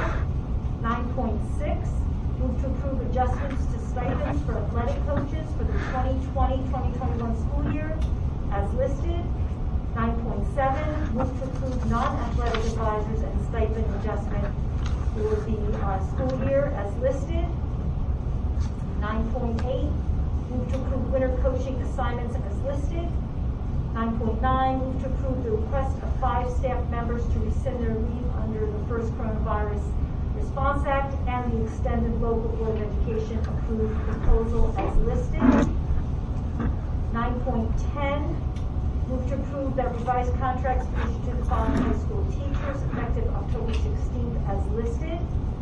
9.11, move to approve that contracts be issued to Courtney Swoop, instructional assistant at the intermediate school, Caitlin Fortier, behaviorist, and Alexander Lynch, social studies teacher at the Ocean Township High School. 9.12, sorry. Move to approve the following custodial substitutes as listed. 9.13, move to approve Lori McNally as playground aide and clerical substitute at Wanamassa. 9.14, move to approve substitute teachers as listed. 9.15, move to approve the request of 3 staff members to take paid leave extensions for a period of 4 weeks under EPSL, Local Board of Education approved proposal as listed. 9.16, move to approve the request of 22 staff members to take leaves under FFCRA as listed. Do I have a second? Second. Mr. Janaro? Okay, this is 9.2 through 9.16. Mr. Dietrich? Yes. Mrs. Fuller? Yes. Mrs. Gilman? Yes to all, but the wrestling coach for 9.8, I recuse myself. Mr. Haddon? Yes. Dr. Marshall? Yes. Mrs. Parlamas? Yes. Ms. Tallarico? Yes to all except 9.7, I recuse myself. Okay, Mr. Weinstein? Yes. And Mrs. McGovern? Yes. Okay, the motion's carried. Okay. Thank you, Ms. Parlamas. Moving on to public relations, Mr. Dietrich. Thank you, Madam President. I have two items for this evening. First one is the 2021 Board of Education goals. Move to approve the 2020-2021 Board of Education goals. And 10.2, discussion future Board of Education meetings. Starting with our goals. Here they are. Does anyone have any more comments on these? I know we've. I just have the one comment that I had at the beginning when we first were talking about this. That I just would like it to be where we're proactively having some kind of method to have Jim report on how we're doing against these goals. If we can do that, then I'm for any goals. Yeah, well, I think we can talk about, or we can do, kind of a quarterly update ourselves, because these are our goals, not so much. Whatever that mechanism is. Yeah, I think we discussed doing that, and that would be a good idea. I thought one of the versions had it on there, like a schedule. Is it not on I think there's a note on the bottom. I don't know if you can scroll down. There's a little note, just as a reminder. We threw that in there. Okay. Yeah. Nice addition. There we go. You get to vote on stuff. I needed an asterisk on the top to reference me on the bottom. So are we doing every other month, or are we doing quarterly? According to the goals. I will tell you that every other month, you're going to want at least quarterly. Yeah, I would say at least I quarterly. think because every other month. remember when we were doing the strategic plan, when I did first start strategic planning updates, it was supposed to be quarterly, and then it moved to twice a year because sometimes goals it takes time. Right. So Yeah, sometimes I can amend that. quarter to quarter there may not be a ton of movement depending on. We don't have to change the vote, right? The motion. No. I think that's just a note. Could I just change the motion to reference that we're moving it to quarterly? Sure. Okay. And then I'll update the attachment. All right. You want to vote first, and then we'll talk about.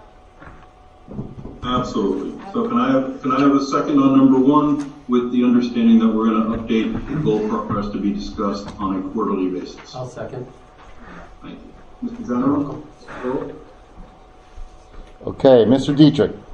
Yes. Number one, amended. Mrs. Fuller? Yes.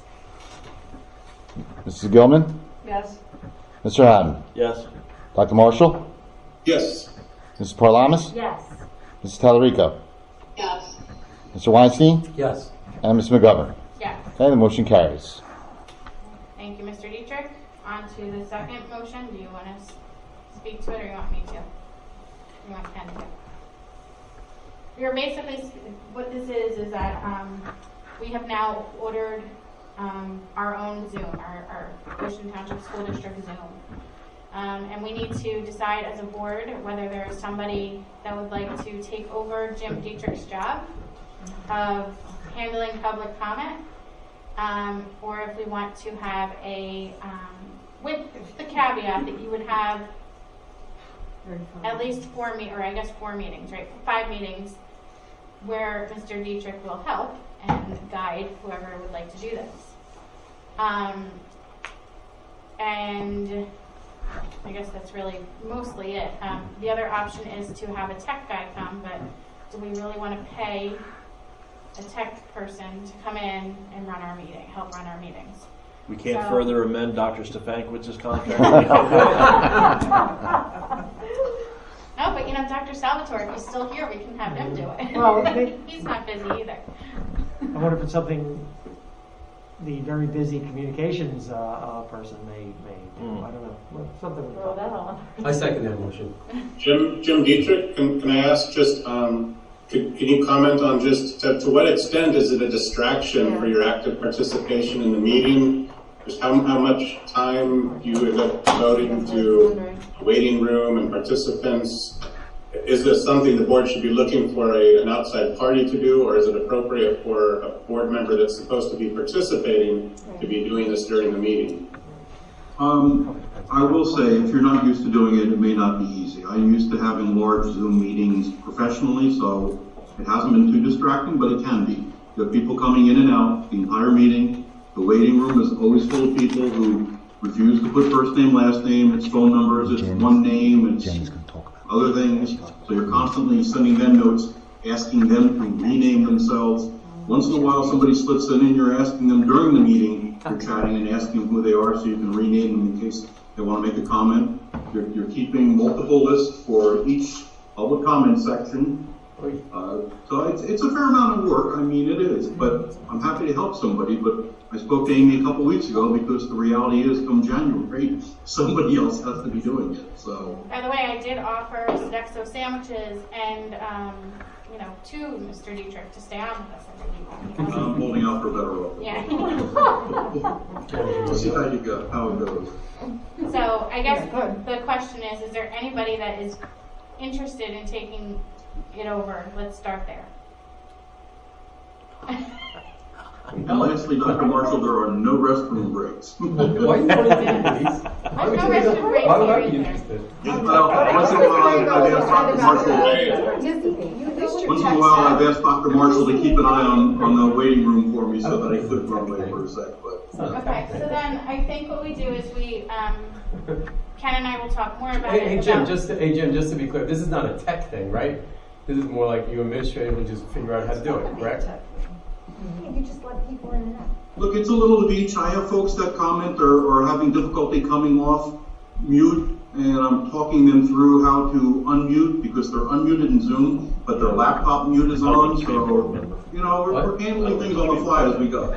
I don't think All right, Ken and I will look more into it, and we'll talk about it this week and see what we can maybe come up with option-wise, and then we'll get back to everybody. Is that a good plan? Sounds good. Okay. All right. Thank you, Mr. Dietrich. Sure. All right, moving on to old business from the board. Question, I don't know if this is old, I guess it's old business because we talked about it before. So in our use of facilities discussions about the buildings, I don't know if we've really considered like athletic activities that, everything's been outside so far, soccer, etc. So there's going to be You mean school athletic or? Well, no, but like town athletics, so town basketball or town wrestling or whatever. Well, things like that are Ocean kids, but then mean in the building. Will we think differently about allowing for that?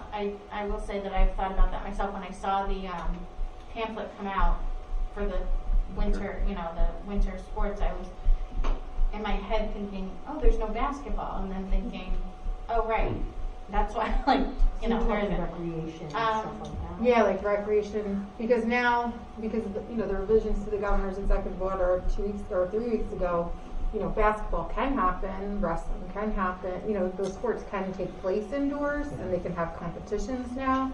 Right. And typically they would use, and maybe these conversations are already happening, but. Right. So what do you do with like all the spectators that come? Well, I think that's part of one of the things, and if I, Rusty and I have been talking. I'm not sure if Rusty's still on, but I think right now there's a lot of questions as to whether they'll even be spectators for school athletics. I mean, the games can be Rusty is played. still here, so Rusty. Okay, Rusty, can you jump on that? I'm sorry to put you on the spot, but I know we. Can you hear me? Yes. Yes. Yes, as of this moment, there are no spectators for winter high school sports. That's basketball, wrestling. It's only personnel needed to run the game. Referees, scorekeeper, players, coaches, things like that. But the speculation is that it's going to change to possibly a percentage, of the capacity, because many people's gyms are different sizes. But right now it is pretty much game personnel only, things you need to run a game. So that is that's what we're getting right now. That just came out, I think, last Friday. So probably we would have to wait until that, because I can't imagine that first grade parents are going to drop their kids off for a basketball game that they're not going to watch, right? Or wrestling or whatever. So maybe once that, if that changes and we can have high school spectators, then we can maybe talk about it. I'm sure they'll still be able to do sign-ups after that because people are going to be wanting their kids to participate, right? So has the town said anything about it? I have not heard anything. I know, November 10th, we had scheduled our next facilities discussion for December, so we can look into that. And can you look into if the town is wanting to, because I don't know if they want the liability of it either. They may not be, They may wanting be, to not do yeah. this season. Amy, I heard that they are planning to have games. Oh, yeah. Okay. You would know being a volunteer coach. Yep. Well, it's not just games too, because it's practices as well, right? So, Right, so you'll find out some information from the town and Dr. Stankiewicz, if anything changes, Mr. Todd, I'm sure will let you know. I did go to recently one of the boys' soccer games at our field, and I do want to say it was nice. There was a lot of people there. Everybody was wearing a mask. Kids were reminded to put their mask on, and I thought it was a nice event to be at. So I just want to say that. I was just wondering on the football game. Do people have to get tickets to that now, or do you have to get tickets in advance? We've only had one game so far at home, so we gave out the tickets in advance. Even though for this upcoming game, though, we are going to do a raffle for students that they can. There's a limited number of student tickets that will be available, and they're going to do a raffle for that. I think, as a matter of fact, I think Rusty just put out the tweet on that, and is putting out for students to respond to register to be in a raffle to get tickets to the game. Okay. And because remember, we are limited on the number of students or number of spectators we can have total for a game. And I also just want to say I attended Spartan Scholar Night. Thank you. I was just thinking. I thought it was very well done. I've never had a pliable before, but I'm gonna get myself a pliable sometime soon. But I thought the whole thing was really get well done. the tropical acai bowl. It's very good. I thought it was just very well done. Yes, I meant to mention that in my president's report, and thank you to Ms. Kazuba and your team. It's all the events that you have streamed, National Honor Society in the spring and Spartan Scholar and this fall Math Awards, everything has been convenient because it's been on Zoom for a board member, right? When we can't always get places, but also very well done, and I think to a point where while it's not the ideal situation, I think that the families and the students definitely appreciated it. So I'll piggyback on what Mr. Weinstein said and for bringing it up. I appreciate that, and great job. Yeah, the chat was particularly yes, the chat was. exciting. I could have had a date. Denise and Amy had some friends in the chat that night. Who's named Denise? So, okay. Any other old business from the board? Any new business from the board? Yes, I attended one of the virtual workshops that I thought was pretty interesting. Happy Staff Room, Happy Classroom. And it was talking about how to make our teachers feel safe and perhaps more open to accepting some of the mental health resources. I know that we've talked about that briefly here, and teachers or staff members are kind of reticent about coming out to use the resources. Well, this workshop emphasized perhaps using one meeting a month, a staff meeting, to go through those exercises, whether it's relaxation. They also talked about offering incentives in the form of prizes almost to help staff members, come. They mentioned someone had donated an Apple Watch, and at that particular meeting, lots of staff members came and they participated, and it was very interesting. And I just would throw that out there that if, building principals wanted to consider using even a portion of a staff meeting for a wellness exercise. Sure. I think they have done those things in the past, and I think they'd be very open to those kinds of things. I've told Dawn that she should separate herself from her Apple Watch, so I'm sure she'd be willing to donate it. Well, that and marijuana may be legal real soon. That could be a big help to anybody. I'm not going to comment on that. Dawn says no to that. Okay. I have something if no one else does. Any other new business on the board? No, I can't see Grace Ann. Where'd you go? On my. She's shaking her head no. Okay. I don't know. She's not on my home screen here. Oh, okay, thank you, Dr. Yeah, so the district recently was awarded a grant for Special Olympics to engage in a program in district. So I think Ms. Zona is able to discuss that. So Jen, if you could talk about the specifics of that, please. I would love to. So is it appropriate to start a long time ago, before COVID in January?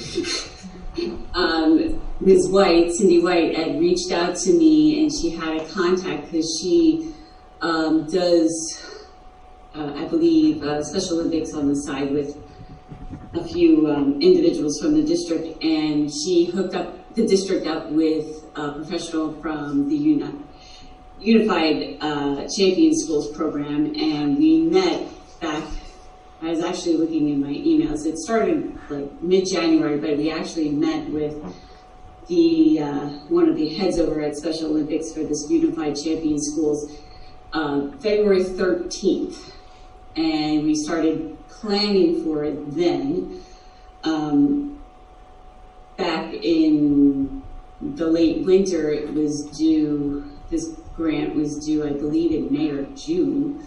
But then, 4 weeks later, COVID hit and everything was hit on pause.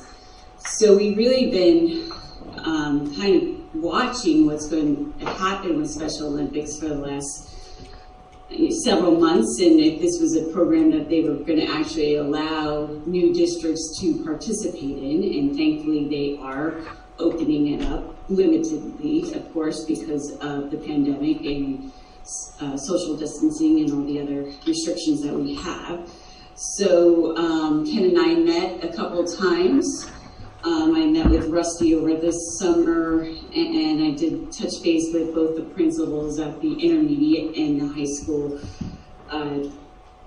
And what we're proposing, which actually got very good feedback from Special Olympics, is to, we're going to start a little slowly because of the pandemic, but we would start the programs in both the intermediate and the high school, and bringing the Unified Champion Schools into the district requires the district to meet their requirements of implementing 3 different sections, which is, here is a school leadership team. I apologize, I had it right here. A sports team, and then a whole district engagement. So speaking with Rusty and the principals, we've outlined some opportunities that we could possibly roll into those that we currently have, and then continually add to that. The Special Olympics Unified Champion Schools team, that we had some great ideas and suggestions, and they encouraged us to move forward, which we have. And this is just the start of an amazing opportunity for the Ocean Township students to really participate, not only for our special needs population, but really for the whole school community, as their focus is really inclusion. So there will be a lot of opportunities for all students to be involved, not only in the Unified Champion Schools, but also in Special Olympics as a whole, for the New Jersey competitions that typically happen in June. That's awesome. Thank you for your work. I'm really, really excited, and I know that a lot of the staff that have been involved and been asking for this for several years now. This is just an amazing opportunity for our students, and we couldn't be happier about it. Yes, and thank you to Ms. White for connecting us for the Yes, absolutely. making the connection. Okay. Just one other mention, thanks Jen and Ken for that. Just one other mention that at the next meeting, we will be discussing our continued preschool expansion plan for next school year, as that application is due November 13th. So that's already, so we'll be bringing that to the board for a presentation on our plan to, what does next year bring as far as preschool expansion. Thank you. Hopefully not in the world of COVID. Yeah, right. Any other new business? Okay, we'll move on to public comment on any item at this time. Mr. Dietrich. Okay, we're starting off with Mr. Riley. Go ahead, Mike. Okay, thanks very much. I'm Mike Riley, Oakhurst. I just want to clarify one quick thing that Sandy brought up earlier, asking if TOEA had any input on staffing. And I just want to make it clear that we do not.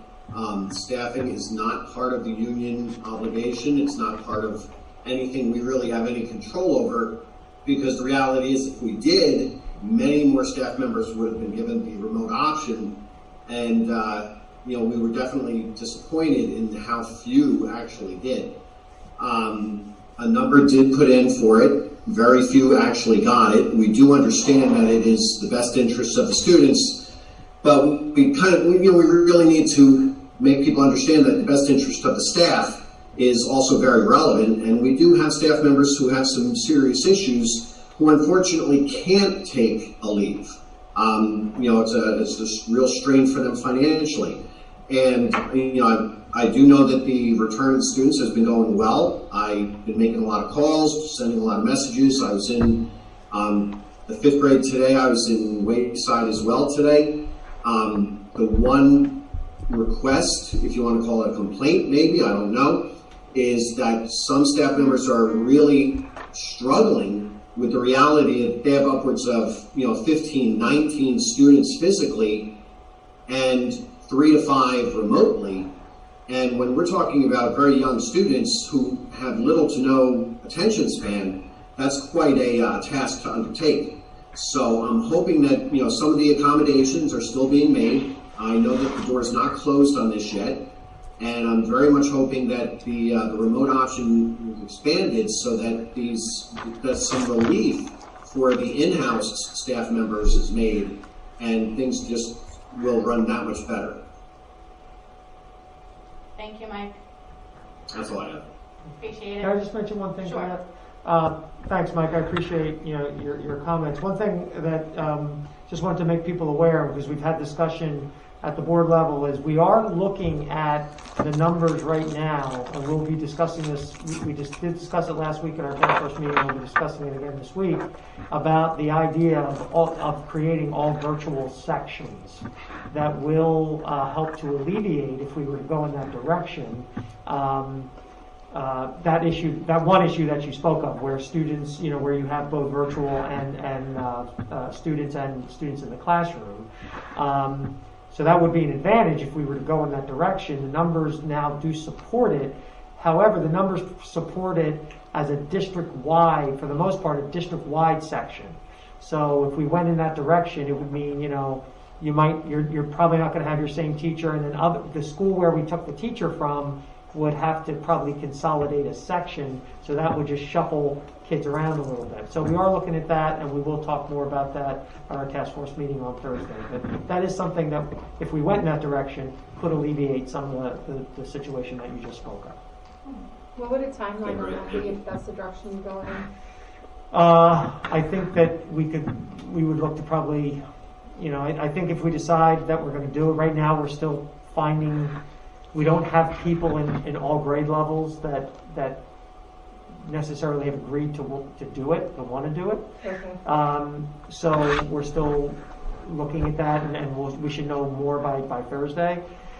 It'll take a little bit of time, because obviously we would have to shuffle people around and inform parents and what have you, and there'd be a lot of shuffling. So that may be something that could certainly take a few weeks to get going.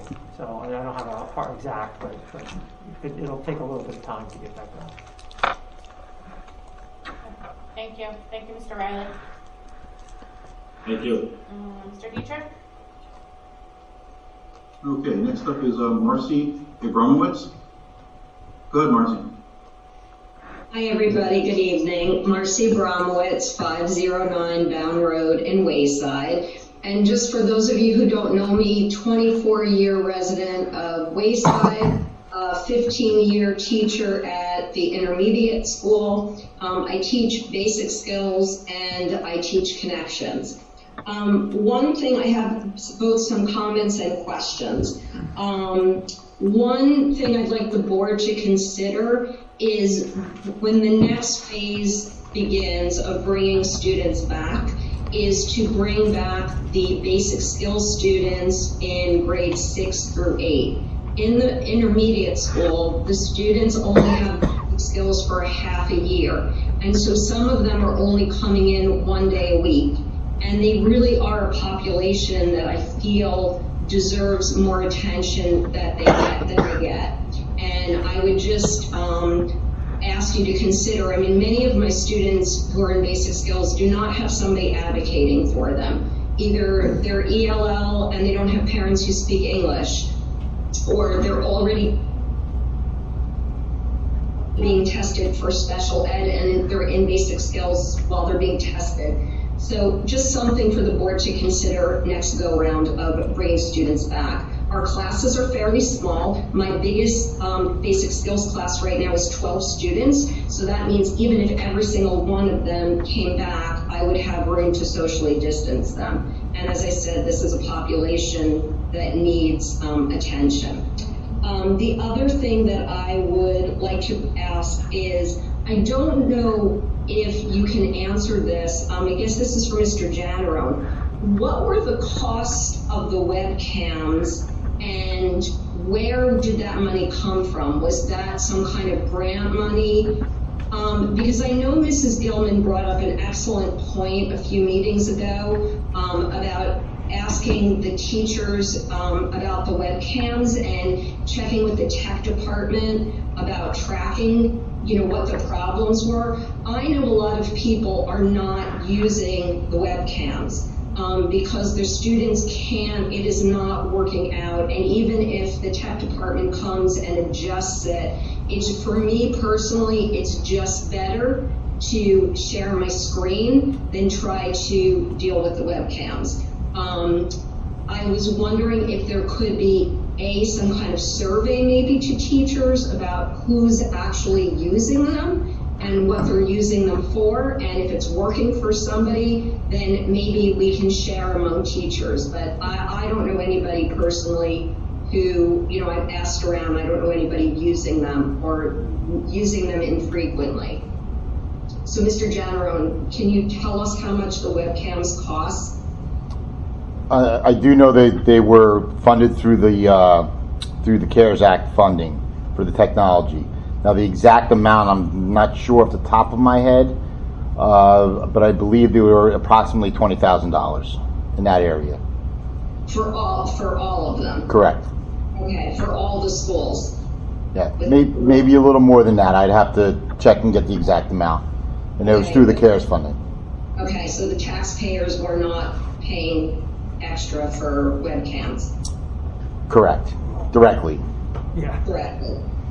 Okay, and my last is actually a comment. I really would love to, I don't know if this is appropriate, but I'd love to invite board members to come to my classroom and just get a feel for what it's like for students, what it's like for teachers. I think we have these meetings and I listen to parent comments and I listen to the board's comments, and I feel like there's a lot of misconceptions about how things are really going. And I would invite any of the board members to come socially distance in my classroom, and I'd be happy to, you know, share with you what it's really, and for you to see from a student's point of view maybe what's going on, and from a teacher's point of view, to get some perspective so that when you're making these decisions, you have some actual knowledge of what is happening in a classroom,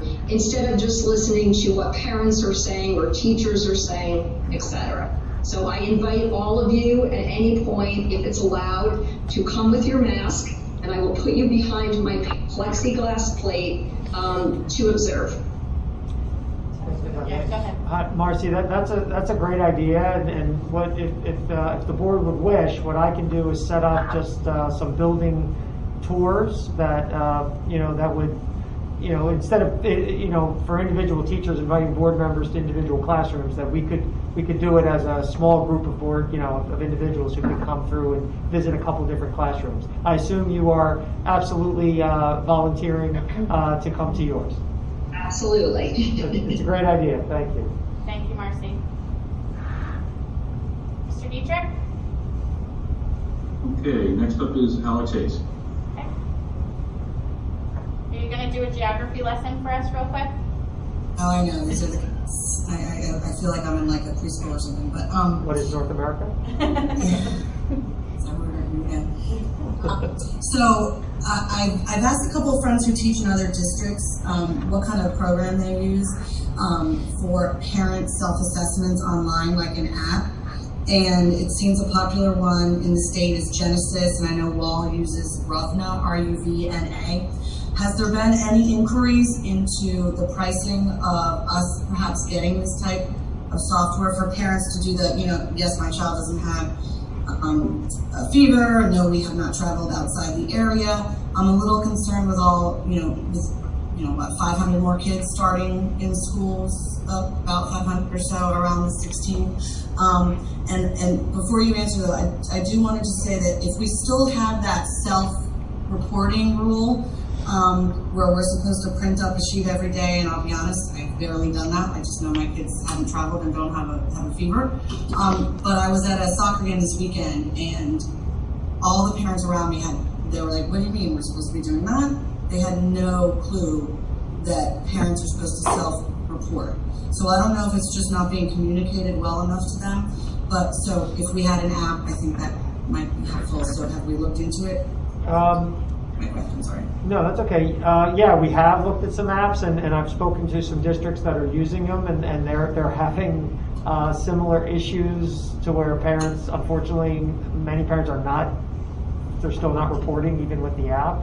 Early on, at the beginning of the school year, we did send multiple correspondents home. We sent home the health screener. Now, you don't have to certainly print it every day, and certainly it's something really for your self-use to use as a guide. But we can certainly send a reminder on that. It's been a little bit since we've done that. But we can continue to look at the apps, but I can tell you, I've had a handful of conversations with folks who use them, and compliance is still an issue even with the app. So, but it is still something we can continue to investigate. Okay. And my second question is, can you just go over what changes now with its, and I'm sure you're going to have a email tomorrow, I'm assuming. Mm-hmm. 11/16, these kids go back. For the older kids, this is the date we're aiming for. Can you just wrap up, because there's now still 130 people on it? Yeah. So for November 16th, we're looking at the remainder of third grade and fourth grade. That would be coming, the 4 days a week, with Wednesdays still being all remote, partial days. The in-class resource students in grades 6 through 12, and the students who receive 504 accommodations. And I do apologize, we did get some calls who said, how do I know if any of my kids are one of the 504 coming back? And that's my fault. Sometimes I do forget that not everybody understands what those things mean, so I do apologize. So it's students who receive 504 accommodations. They will also be returning that 6 through 12. And then for the rest of the students, originally we had talked about December 6th as sort of going to a 5-day-a-week rotation.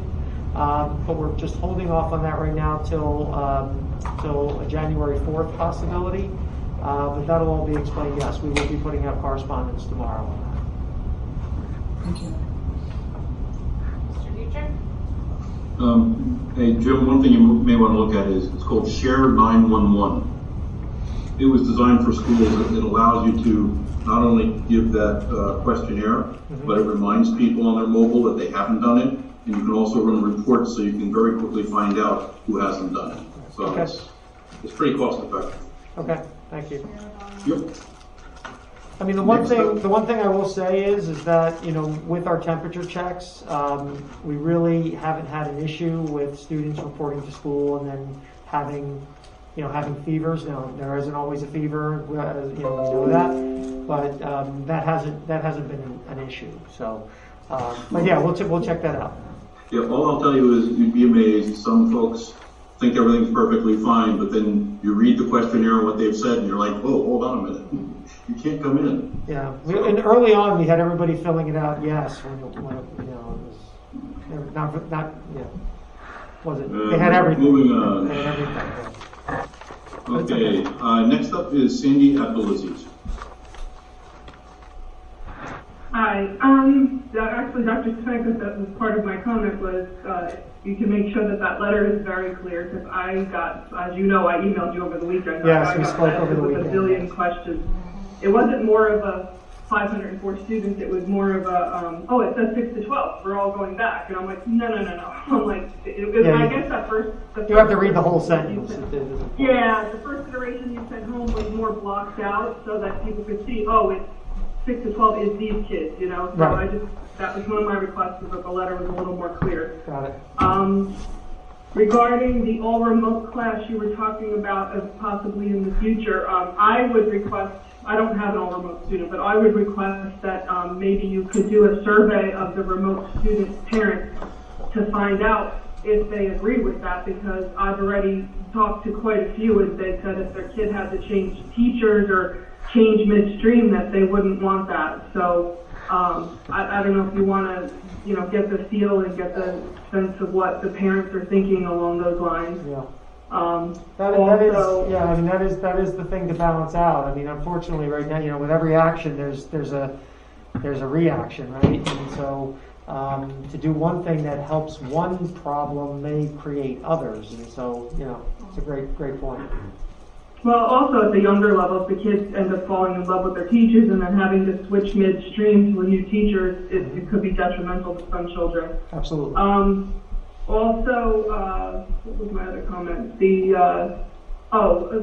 survey that was sent out. I just keep getting told that people were very upset that when they went. I know this is true, but I mean when they went to 4 days, the hybrid was taken away, and they were not clear on that with the survey, and they would have answered the survey differently had that been made abundantly clear in the survey. So I guess we just, I know it is what it is at this point.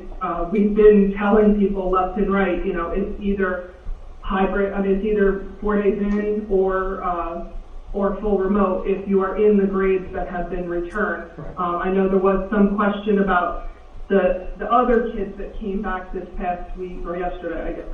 I don't remember what came back yesterday. The pull-out kids? No. Who came back? Pull-out resource.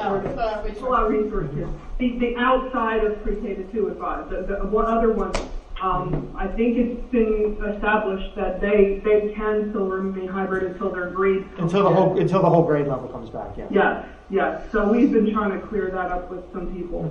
Other than that, my only other comment is the health guy that talked earlier said that as long as they're wearing masks and social distancing and all that, we're not really social distancing in some of the classrooms and on school buses. So I hope that, in the long run that this is not going to come back to get us and, turn into something bad. But thank you. Thank you. Mr. Dietrich? I think you said that's it, but you were muted. You're a very good lip reader, that's correct. See, another reason. I'll throw coffee in there if you want to keep doing it. And a beer on Friday, maybe. Uh-oh. Now we're getting close. All right, may I have a motion to adjourn? Motion. May I have a second? Mrs. Karlamas and Ms. Gilman. Thank you, everybody. Thank you. Good night. Bye. Bye. All right. Are you turned off? No.